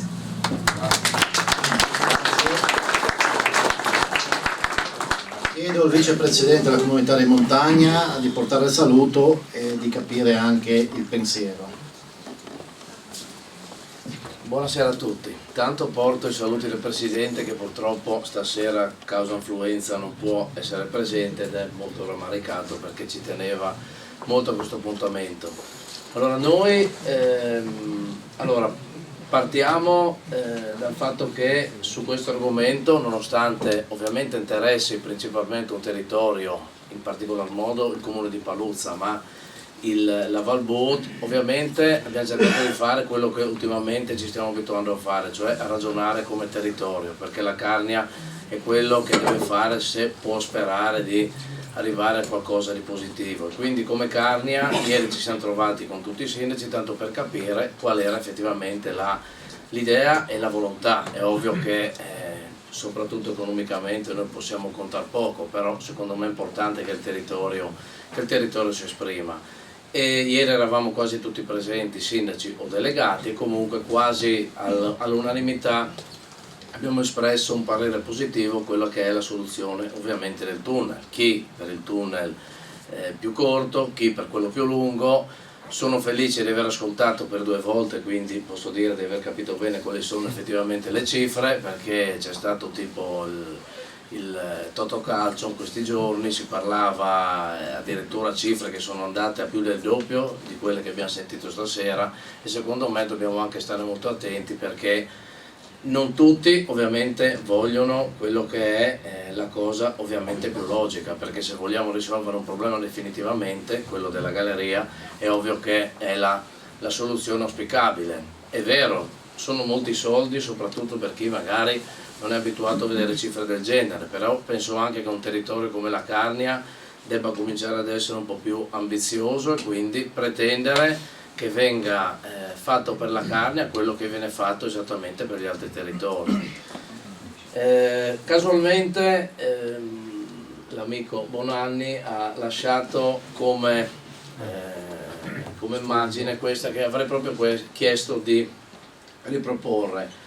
Qui ci sono una serie di dati che fanno capire che non tutta la montagna è nelle condizioni purtroppo della Carnia. Io vivo in un paese, Fornì Sotto, sono sindaco ormai da 6 anni e ovviamente ogni tanto è ovvio che ci prende lo sconforto, soprattutto vedendo quelli che sono i numeri, che sono la parte più pericolosa del momento che stiamo vivendo, anche perché i numeri che abbiamo nei paesi, soprattutto quelli periferici, sono numeri che se calano ancora ovviamente rischiano di arrivare ad un punto di non ritorno, se non lo sono già arrivati. Però se ci facciamo il mazzo come ce lo facciamo, è ovvio che tentiamo di farlo per cercare di avere una speranza.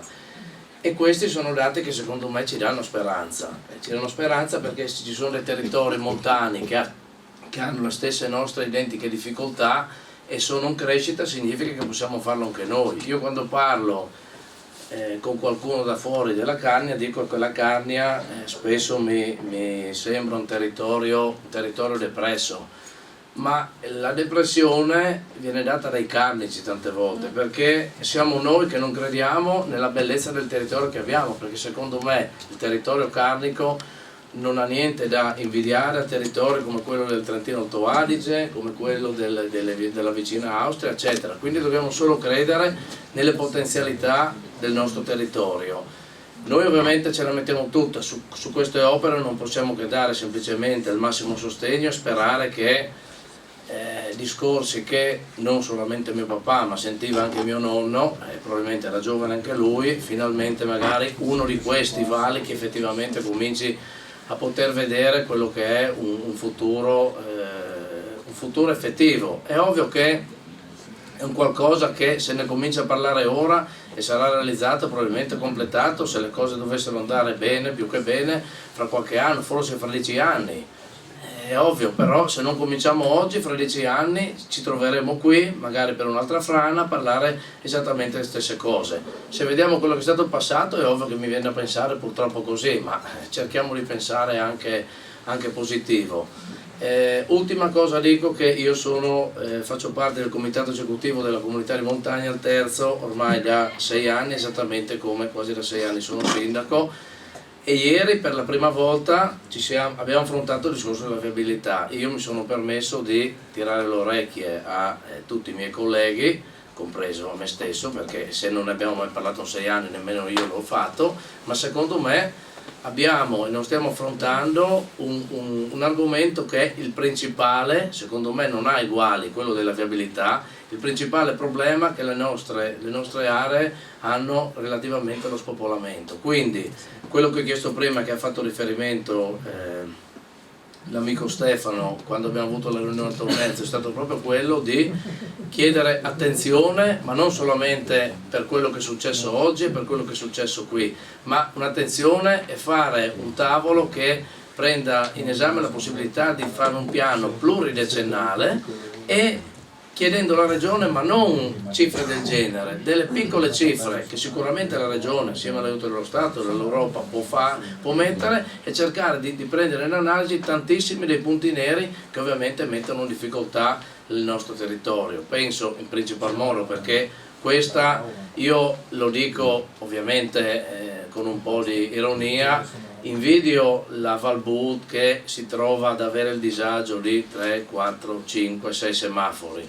A me piacerebbe vederne un pochettino di più anche sulla mia vallata, e penso che i colleghi della Val Degano pensino altrettanto. Quindi io dico che se vogliamo avere un qualcosa di migliorativo e di migliore, sicuramente dobbiamo accettare un disagio iniziale, che vorrà dire code, semafori eccetera. Dico anche che auspico che appunto quello che viene fatto qui venga fatto anche sulle altre realtà. Noi quello che possiamo fare è cercare di tenere il punto fisso, la barra fissa su questo, e tirare per la giacchetta di tanto in tanto i nostri rappresentanti, i nostri politici, che sarò di parte perché il mio colore politico è quello, sicuramente stanno cercando di fare il massimo, ma come dico, grazie a loro, direi grazie se affrontassero problemi e magari ci dessero soluzioni, se qui ci fossero degli esponenti del PD o di qualunque altra forza politica, perché quando si parla di territorio secondo me dobbiamo imparare, come stiamo imparando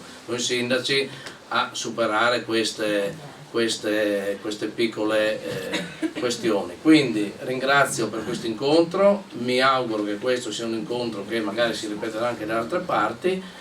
E grazie ancora e buona serata. Grazie sindaco del Comune di Sotto e vicepresidente del Comune della Montagna. Prima di aprire il dibattito chiederei il presidente della Camera di Commercio Giovanni D'Appozzo a dire il suo pensiero.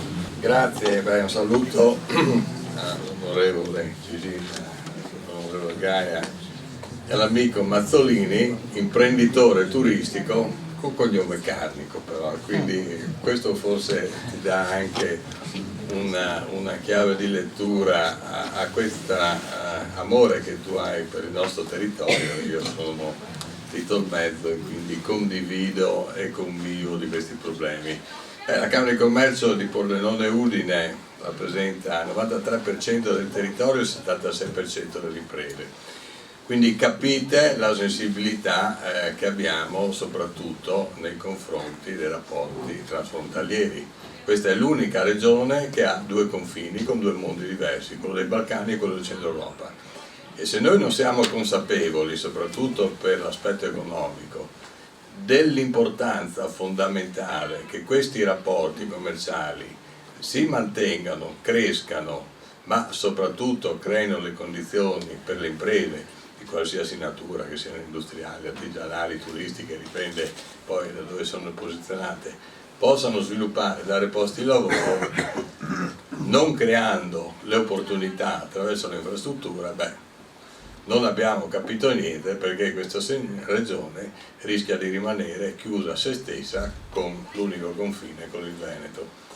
Quindi è fondamentale, soprattutto per un'economia terziaria come quella di collegamento con la valle del Gail, di questa parte del territorio, avere un collegamento che sia certo, che sia tutto l'anno e che non abbia l'influenza di quelli che sono gli incidenti come sono quelli accaduti legati a fatti esterni. Questo è importantissimo e dobbiamo, lo dico da Carnico, mettercelo in testa che questo non è un problema di Paluzza, di Rimau, di Paluzza, della Carnia. Questo è un problema regionale ed è un problema nazionale, perché tutti i collegamenti transfrontalieri hanno una rilevanza chiaramente nazionale e internazionale. Ed è per questo che circa 6 mesi fa ci siamo interfacciati con la Camera di Commercio della Carinzia, per chiaramente la politica si interfaccia con la parte politica, l'economia si interfaccia con la parte economica, per capire anche quello che era il loro intendimento. Ti ricordi che negli anni addietro non erano favorevolissimi al tunnel.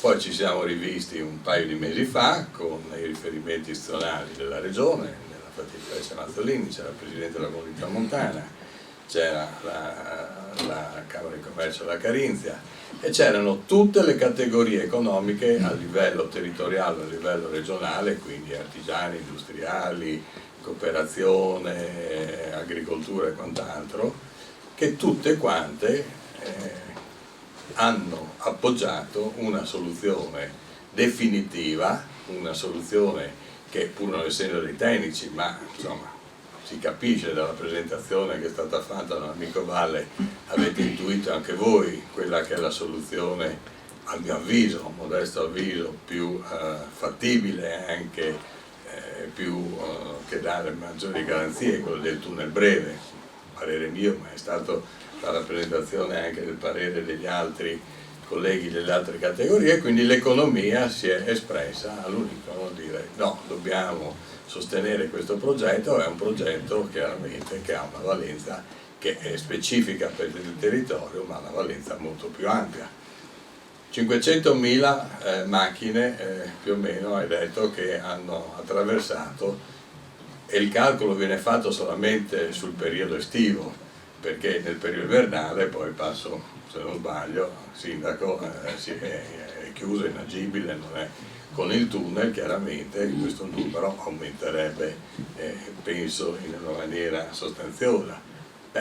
Per l'economia terziaria di un territorio come la Vallata, 500.000 passaggi che lasciano qualcosa a Paluzza o che la lasciano a Arta o che la lasciano a Tolmezzo o che arrivino direttamente a Grado Lignano, non stiamo parlando di un percorso di montagna, di un sentiero, stiamo parlando di una via che crea chiaramente economia e dà la possibilità di mantenere occupazione sul territorio. Quindi il sostegno dell'economia regionale è totale e quindi l'opportunità che è stata data stasera, e devo ringraziarti perché questo è un esempio di buona politica, dove chiaramente ognuno ha la sua giacca, chiaramente la politica ha le giacche di appartenenza, ci mancherebbe, però si rivolge ai cittadini, si rivolge agli imprenditori, si rivolge ai lavoratori, ponendo un tema, ponendo un problema e offrendo anche una soluzione, ma mettendo questa soluzione all'interno di un dibattito. Poi il dibattito non deve essere ideologico, deve essere soprattutto tecnico e deve avere uno sguardo verso una soluzione che sia economica. Io penso, ho visto, era 69 quando c'era il progetto dell'amico Calpenedo, Diego Calpenedo, quindi 69, oggi sono passati tanti anni e Vale non si è fatto niente.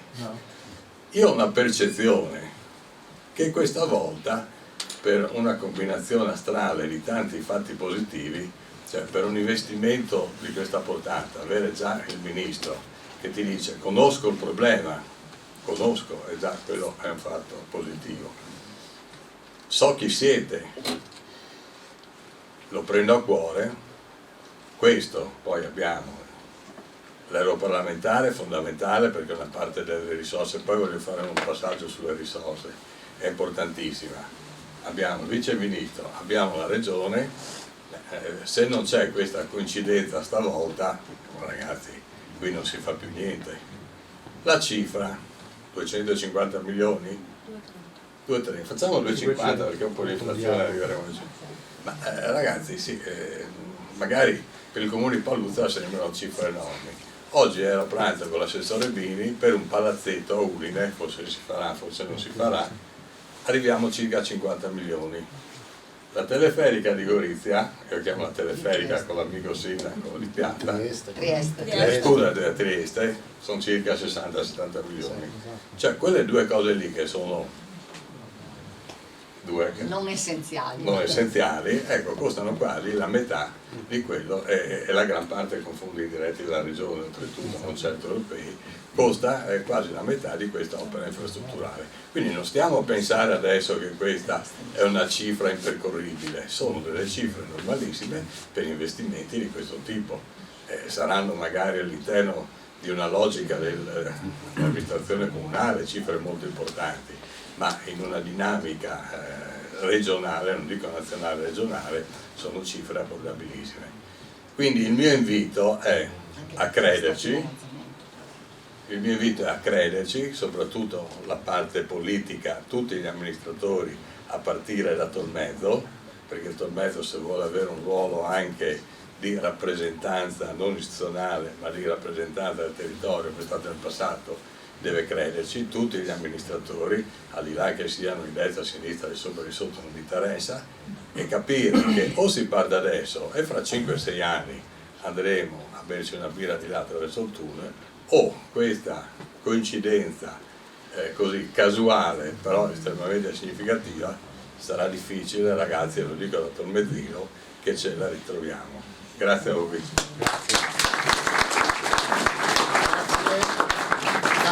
Tanto più che la cifra andrebbe divisa con il territorio austriaco, oltretutto, ecco, perché il tunnel comunque andrebbe equamente diviso.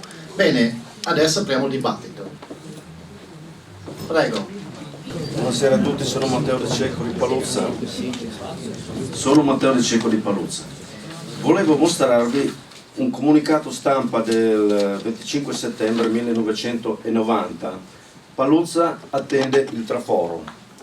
Questo messaggio, che purtroppo è stato interrotto per cause anche dell'amministrazione nazionale austriaca, questo percorso deve essere ripreso oggi. Ho piacere veramente che ci sia questo impegno comune politico, ma mi auguro che ci sia anche un impegno sociale nel portare avanti la volontà di realizzare un tunnel di base a Paluzza tra la Valle del Gail e la Valle del But.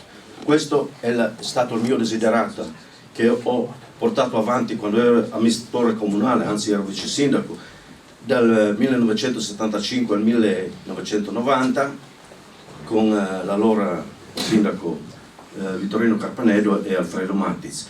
Credevamo fermamente in questo progetto, eravamo riusciti quasi a portarlo a casa dopo terremoto nel 1977-1978, quando a seguito del sisma avevamo avuto il consenso nazionale non solo da parte del governo di Roma, ma anche da parte del governo austriaco di Vienna.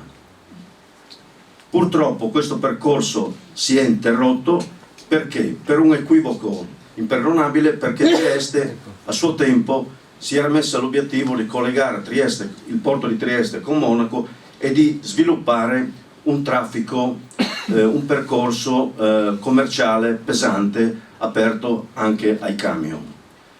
L'Austria, che era particolarmente sensibile in quel periodo agli aspetti ambientali, ha detto di no e ci ha bloccato questo progetto e anche il finanziamento che era già stato decretato a livello nazionale.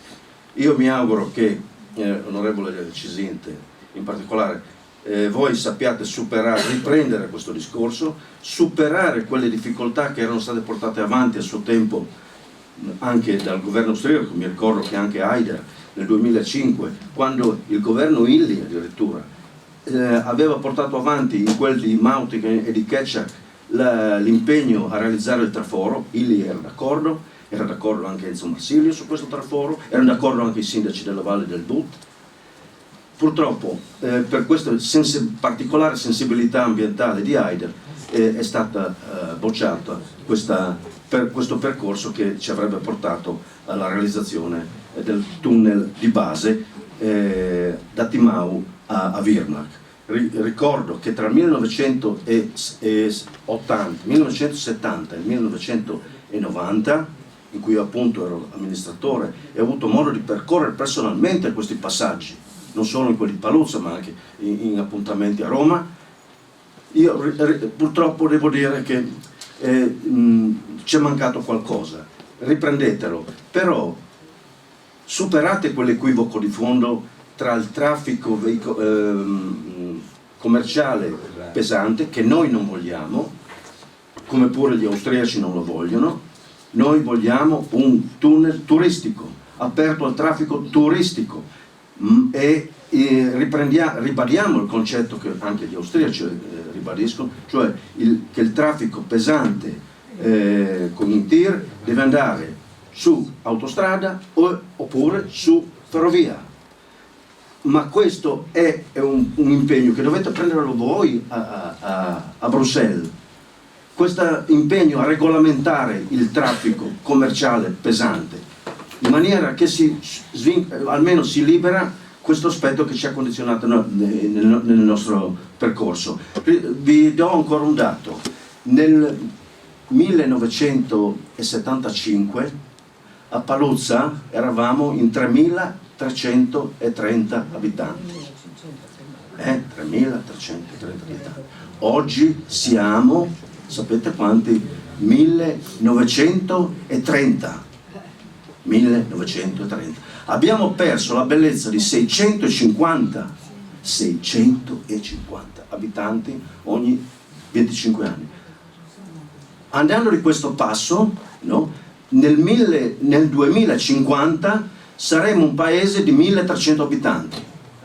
Allora ben venga una scossa, un rinsanguamento che può essere dato solamente da una grande infrastruttura di base in grado di attirare nuova gente sul nostro territorio. Le nostre case oggi non valgono niente, i nostri terreni non valgono niente. Se però ci confrontiamo con la realtà della Valpusteria, allora ci rendiamo conto di che cosa hanno loro e di che cosa non abbiamo noi e di che cosa abbiamo perso in questi 50 anni. Per cui recuperiamo il terreno perduto senza paura. Per cui grazie onorevole, grazie anche al Vice Ministro e al Ministro Salvini. Grazie a Stefano. Se posso, visto che ha dato degli stimoli, brevissimamente. Allora, con Elisabeth noi abbiamo frequentemente affrontato il tema. Entro una settimana e mezza, così ci hanno detto anche all'interno del gruppo l'altro giorno, il governo austriaco definirà il suo percorso, quindi diciamo che ormai anche loro hanno i tempi previsti e partiranno con un governo saldamente determinato e insediato. Questo è molto importante. L'altro aspetto è che ovviamente la regolamentazione dei traffici può avvenire tranquillamente anche con dei protocolli, e quindi anche da questo punto di vista per questo i territori sono molto importanti, e anche, come diceva Vania, che spesso ha dei rapporti molto intensi, diciamo, con la pari funzione ministro in Austria, anche da questo punto di vista la regolamentazione potrà essere fatta. E la terza cosa che voglio dire, ancora due, la terza è che mi ricordava e ci ricordava Stefano che i pedaggi erano riferiti ovviamente solo ai non residenti. Vorrei ben vedere che i residenti debbano pagare la possibilità di transitare lungo un tunnel, che è la sopravvivenza per la propria sicurezza. Anche non dimentichiamo che anche la strada è sicurezza, questo è un altro aspetto importantissimo. Voglio aggiungere, rispetto all'intervento che ho molto apprezzato del Presidente della Camera di Commercio, che oggi gli strumenti, lo dico da tecnico anche, quale sono stata per molti anni, gli strumenti che consentono anche i finanziamenti importanti di queste opere, quando gli ammortamenti possono essere recuperati anche attraverso dei pedaggi, sono numerosi. Non mi fascerei la testa rispetto alla quantificazione economica, perché appunto oltre agli interventi delle istituzioni che sempre valutano il rapporto costi-benefici, un principio molto importante, c'è anche la possibilità dell'intervento del privato, che sempre di più diventa un aspetto importante. e noi ad esempio, io l'ho utilizzato molto nella mia vita da sindaco e anche prima, perché i project stanno in piedi molto spesso proprio perché c'è un interesse alla ottima gestione. Questo è un valore aggiunto, perché il privato ha sempre poi un'attenzione molto accesa rispetto a una gestione, la miglior gestione possibile. Anche questo è una delle possibilità, ecco. Quindi sono proprio contenta perché questa sera anche abbiamo potuto affrontare alcuni temi, e la ringrazio, sollecitati in maniera anche più precisa che della semplice cornice della questione. Grazie. Altri interventi? Prego. Buonasera a tutti, sono Andrea Scardaci, imprenditore del territorio della Carnia. Sono un po' emozionato, tutta questa gente qua non mi è... Vai tranquillo. Allora, io vorrei fare un ragionamento economico-imprenditoriale. Se uno analizza i dati, vede che Carnia meno 12. Se vuoi c'è anche Grazie. questo. Se uno analizza i dati vede... È acceso? Alzalo. Se uno analizza i dati vede che in 20 anni meno 12%, in 10... Ecco qua.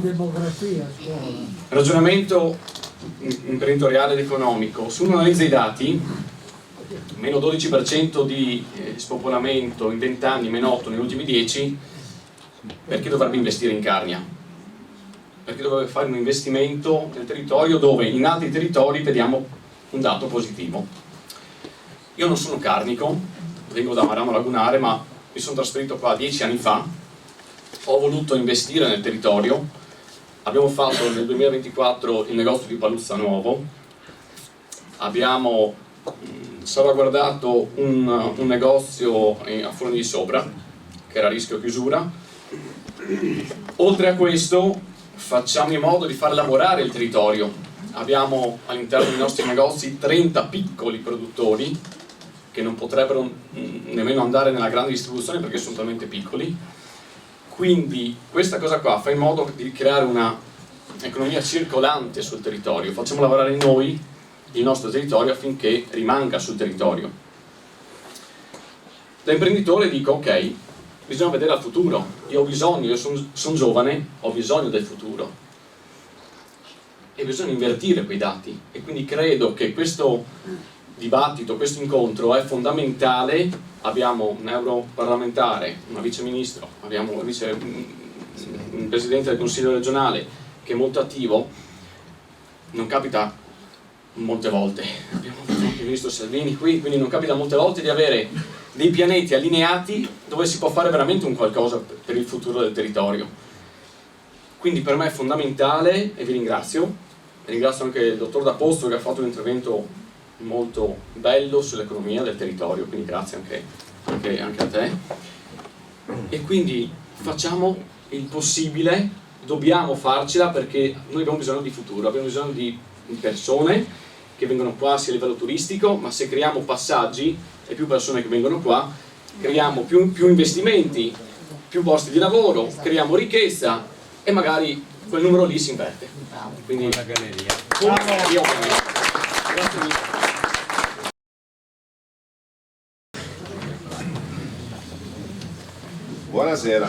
Buonasera, grazie dell'invito. Ci abbiamo provato adesso tante volte. Io mi chiamo Ingo Ortner. Saluti dai sindaci della Carinzia, saluti dai sindaci del Val di Gail, anche dei nostri politici, anche della nostra gente. Ci manca l'amicizia, ci mancano incontri a Timau, a Paluzza, in tutta la Carnia. La gente vuole il collegamento subito. L'hanno detto 2 anni fa, in dicembre è successo quella frana. In dicembre abbiamo sentito il sindaco Massimo, i nostri vicini a Timau quando aprono. Noi abbiamo pensato che questa roba sarà finita dopo 2 o 3 settimane, vuol dire a Capodanno 23 a 24 abbiamo aspettato di venire ai nostri amici. Adesso un anno e di più. Dopo speriamo sabato, forse sabato prossimo, ci vediamo ancora una volta.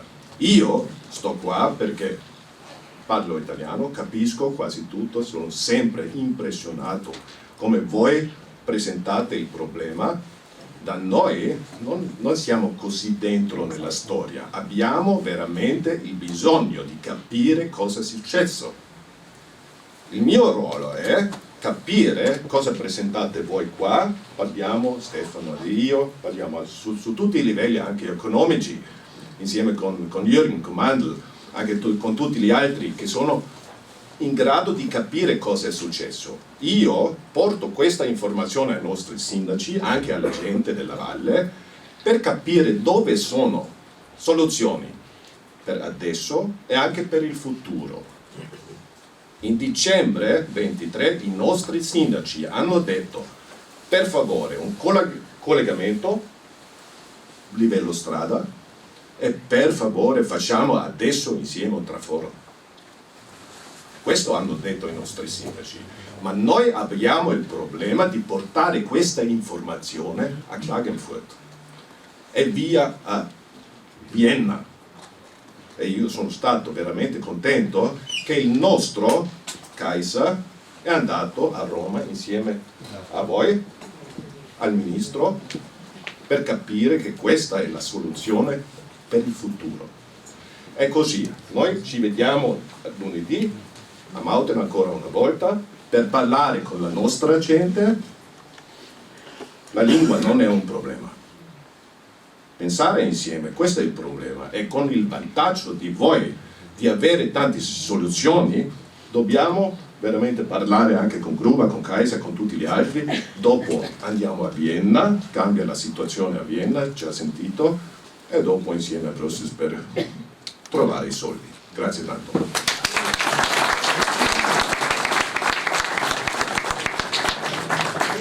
Prego. No, venga. Io mi chiamo Ortis e sono di Paluzza. Chiedo scusa anticipatamente. Perché io sono un po' contro, forse l'unica voce stasera un po' contro. Ma mi è difficile credere in tutte queste promesse, no? Che la politica centrale, la politica regionale fa alla Carnia.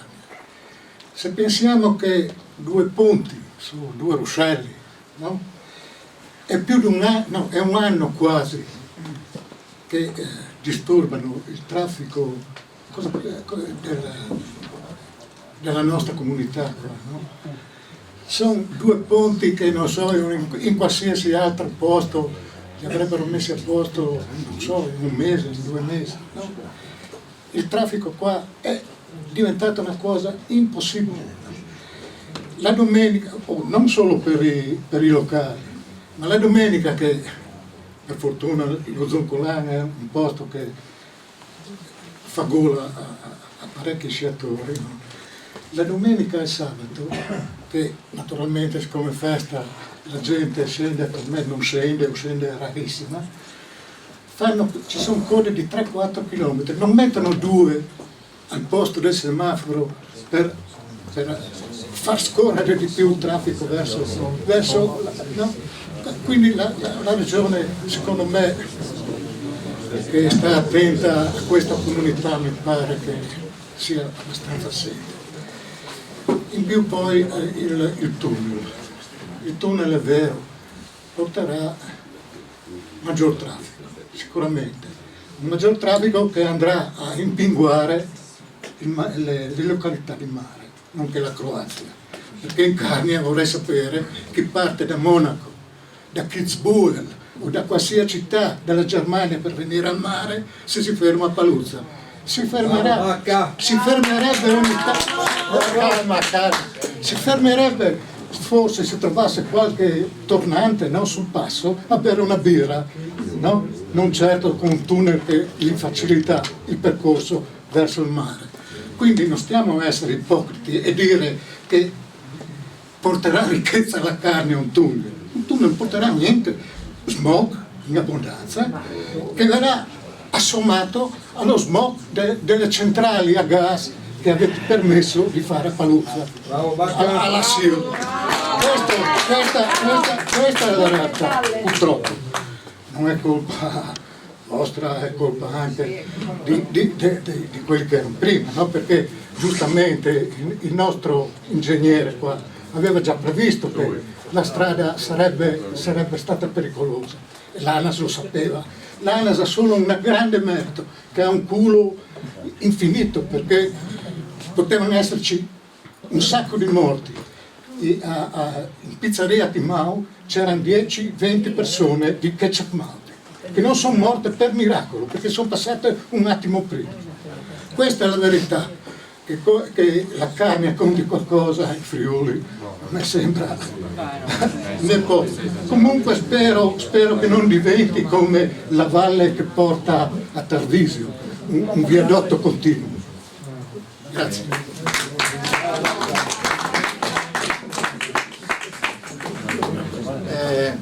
Il sindaco di Arta. Buonasera, Faccin, sindaco di Arta Terme. Ringrazio il vicepresidente del Consiglio Stefano Mazzolini, europarlamentare, e il viceministro e chi ha organizzato questa serata.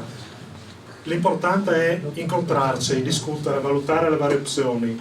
Mi è piaciuto l'approccio perché non è stata preclusa nessuna delle soluzioni che sono state prese in esame partendo dal 65 fino ad arrivare fino a oggi. È fondamentale ascoltare la gente, giustamente i primi da essere ascoltati sono quelli più prossimi al passo di Montecroce, quindi il collega di Paluzza sicuramente in questo anno ha sofferto molto, ma posso dire abbiamo sofferto a livello di tutta la vallata. Arta Terme sappiamo che è una località turistica pari di Sutrio e del nostro territorio. Sappiamo che però il turismo che arriva da Oltralpe, da oltre il passo, è solo estivo, principalmente estivo, appunto perché le condizioni della viabilità attuali, in particolare per quello che riguarda le lavine che vengono sul versante austriaco, portano a delle chiusure prolungate durante il periodo invernale e quindi ci va a precludere una fetta di mercato oggettivamente durante il corso dell'anno. Volevo fare questa riflessione. Noi chiarnici di base siamo un popolo chiuso, duro, con la testa bassa a lavorare. Non abbiamo tante volte la capacità di guardare oltre o l'ambizione di guardare grandi progetti. Però quando siamo portati davanti alle grandi sfide che ci ha presentato la storia nel nostro territorio, il popolo carnico ha reagito con forza e con fermezza. Faccio riferimento al terremoto che ha colpito la nostra terra. Da lì chi ci ha preceduto è stato capace di rialzarsi con gran forza.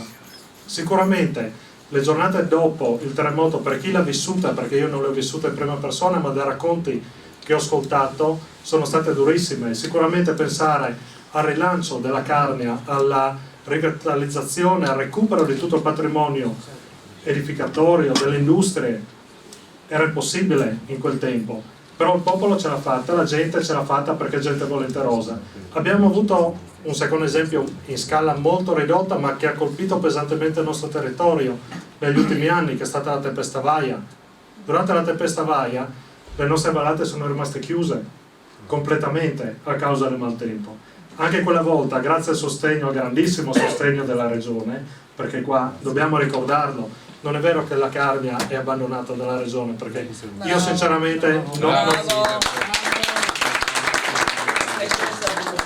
quando sento questi ragionamenti dico non è vero, perché basta vedere gli stanziamenti che vengono riservati alla montagna rispetto ad altri territori della nostra regione, sono ben lontani da metterli in paragone. Quando mi trovo con i colleghi della Bassa Friulana, piccoli paesi, anche i loro piccoli paesi, con risorse molto più limitate, noi siamo un po' in difficoltà perché noi le risorse economiche le riceviamo dalla regione. Ma torno sul filo del discorso. Anche dopo la tempesta Vaia, chi pensava che nell'arco di 2-3 anni avessimo fatto tutti questi grandissimi interventi, sì di salvaguardia del territorio e del ripristino delle opere, ma anche di salvaguardia dell'ambiente, di salvaguardia di quelle che sono le infrastrutture, la viabilità, e anche lì la nostra gente è stata capace di rispondere in maniera unitaria e forte, senza guardare le casacche politiche di destra, di sinistra, di centro, non ci è interessato neanche quella volta lì, ci siamo seduti tutti e gli interventi li abbiamo fatti su tutti i territori. Questo per dire cosa? C'è stata la chiusura del passo di Monte Croce Carnico, dobbiamo guardarlo con ambizione anche questo, e come sfida, perché davanti alle sfide siamo capaci di dare risposte, ma dobbiamo guardare oltre, dobbiamo guardare molto lontano. 10 anni è vero, pensare fra 10 anni chi ci sarà a governare a livello locale come possiamo essere noi sindaci, a livello regionale o a livello statale o europeo, probabilmente qualcuno di noi non ci sarà più, ma non è questo l'importante, non è l'importante noi che siamo qua a dire siamo noi che siamo partiti quella volta, sì lo diremmo forse, che ci abbiamo creduto nel tunnel di realizzazione, in quello che è il collegamento internazionale che può dare veramente uno sviluppo, però i benefici li avranno i nostri figli, ce l'avrà il nostro territorio e questa è la cosa fondamentale su cui noi dobbiamo puntare. Grazie. Altri interventi, se no andiamo a chiudere. Presidente di SECAP. Buonasera, ringrazio gli organizzatori per questa serata che è molto partecipata, vuol dire che il problema è veramente sentito a livello locale e anche a livello molto più ampio. Io sono presidente di SECAP e quindi di una cooperativa che raccoglie oltre 3.000 soci, è una realtà di una cooperativa storica che guarda con attenzione anche al futuro di questo territorio. Quello che mi è piaciuto stasera e in questo periodo sono le molteplici soluzioni, vuol dire che c'è un'effervescenza tecnica e culturale proprio per trovare le soluzioni migliori a questo problema. Il problema è uno, quello di poter transitare da un territorio all'altro, ma le soluzioni sono diverse. Ho sentito proposte di tunnel più lunghi, tunnel intermedi, variante esterna, sono tutte soluzioni che effettivamente sono possibili, ma quello che forse percepisco in queste serate è questa volontà di trovare una soluzione attraverso un traforo, sia esso basso sia esso più alto. La preoccupazione che riporto io in questo caso è di avere la massima attenzione sull'esecuzione di trafori. Per me è indifferente una soluzione e l'altra, purché si trovi una soluzione. Ma se la soluzione è quella del traforo, è quella di non andare a intercettare quel corpo acquifero che parte da sotto il rifugio Marinelli e arriva a quella sorgente vitale che è il Fontanon. È la sorgente da cui è nata SECAP ben 113 anni fa, quasi 114, nel 1911, ed è quella sorgente che alimenta un acquedotto fondamentale per l'intera vallata, perché il Fontanon di Timau si snoda fino a Tolmezzo. Per cui, quale sia la soluzione di traforo migliore, ma sicuramente tecnicamente si risolvono tutti i problemi, però si tenga debitamente conto, si faccia molta attenzione su come individuare la quota, il percorso più corretto per realizzare l'eventuale traforo. Non voglio dilungarmi oltre, spero di essere stato chiaro. Questa comunicazione l'avevo già fatta a suo tempo al Presidente Fedriga e all'assessore e ai tecnici della Regione. Grazie a voi tutti. Allora andiamo a chiudere, nel ringraziare tutti. Io credo che stasera noi dobbiamo uscire con 3 parole fondamentali da questo incontro, che sono lungimiranza, coraggio e condivisione.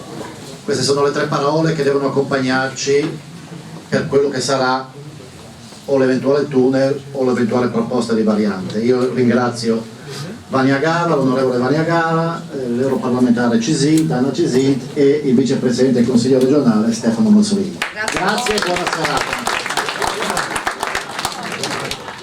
Grazie, come sempre per essere stati con noi e non state a dismentere che dell'autobus al ben prima di tutto. Mandi mandi!